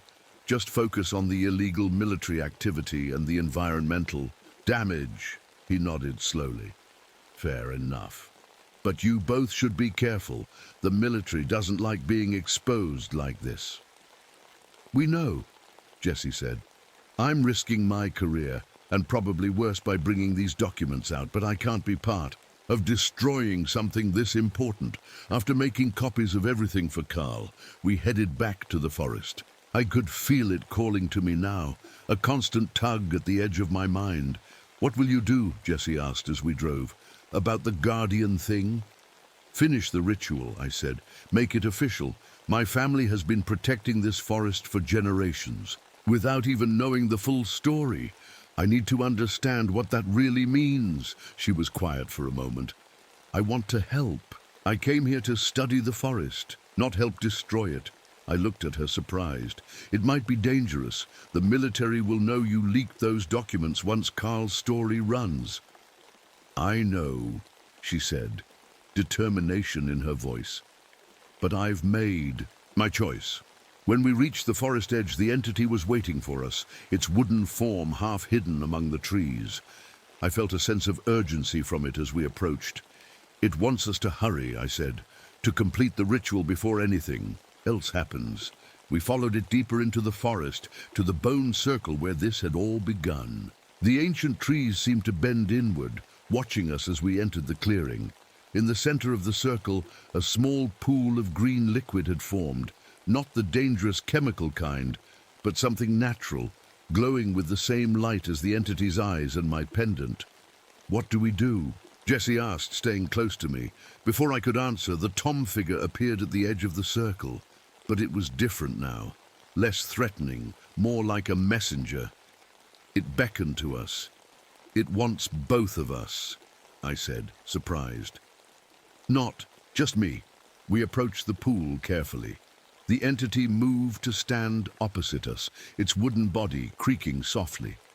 Through our connection, I understood what was needed.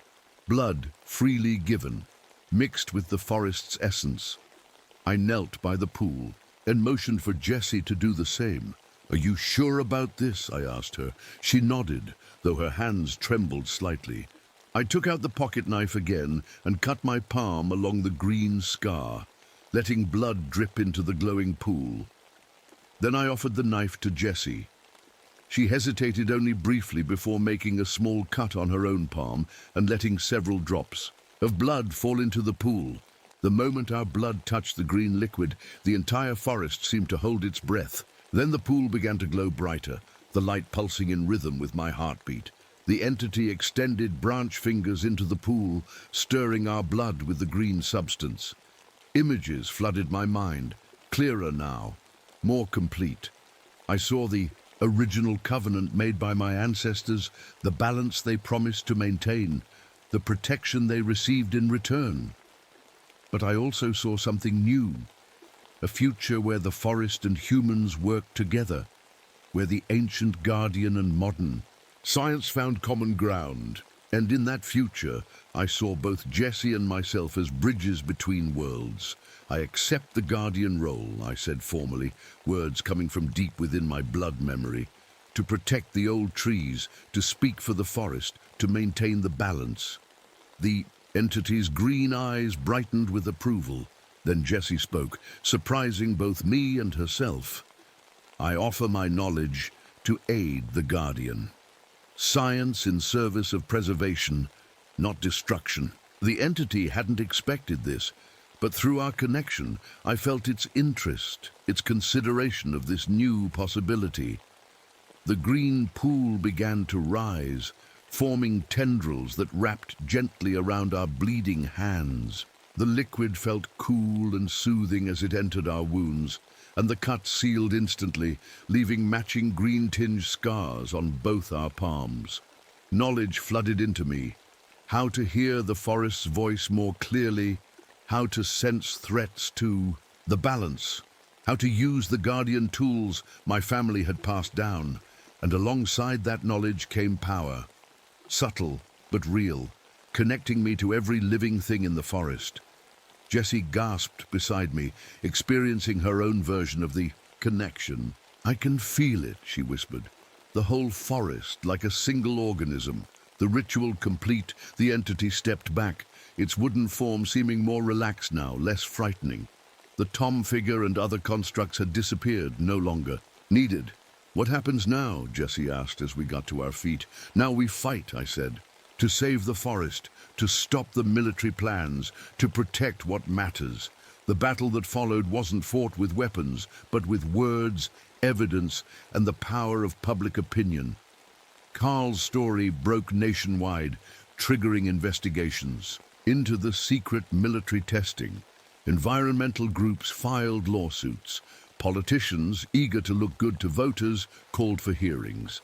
The official report blamed eco-terrorist elements for the vandalized logging equipment and the stolen documents. No one mentioned walking trees or forest guardians or blood rituals in ancient groves. Jessie lost her military research position, but was quickly hired by a prestigious environmental research institute. Her groundbreaking work on integrated forest ecosystems made her something of a celebrity in scientific circles. I stayed at my ranger post, continuing the work my family had done for generations. But now I did it with a deeper understanding, with the forest itself as my partner and guide. The military facility plans were officially postponed indefinitely after the public outcry. The chemical testing program was shut down, and the oldest section of the Monongahela National Forest was designated a special research preserve, protected from logging or development. My family established a private foundation to buy additional forest land around the protected areas, creating a buffer zone. Money appeared from unexpected sources, the paperwork handled by law firms that never quite explained who their clients were. And sometimes, late at night when I walk alone through the ancient groves, I see Jessie there too, though according to official records, she's at conferences or research stations hundreds of miles away. She moves differently now, more in rhythm with the forest. The green scar on her palm glows faintly in the darkness, matching mine. We rarely speak during these meetings. We don't need to. We can both hear the forest's voice now, can feel the entity watching over us, can sense the balance we've sworn to protect. Hikers occasionally report seeing strange figures among the trees, a man and woman who appear and disappear like shadows, sometimes accompanied by what looks like a tall formation of branches that almost resembles a person. Rangers file these reports away with a smile. The Monongahela has always had its stories, and deep in the forest, in a circle of ancient trees where the ground is rich with centuries of bones, the timber ghost keeps its endless vigil, secure in the knowledge that the guardian line continues. After all the forest remembers, the forest always remembers.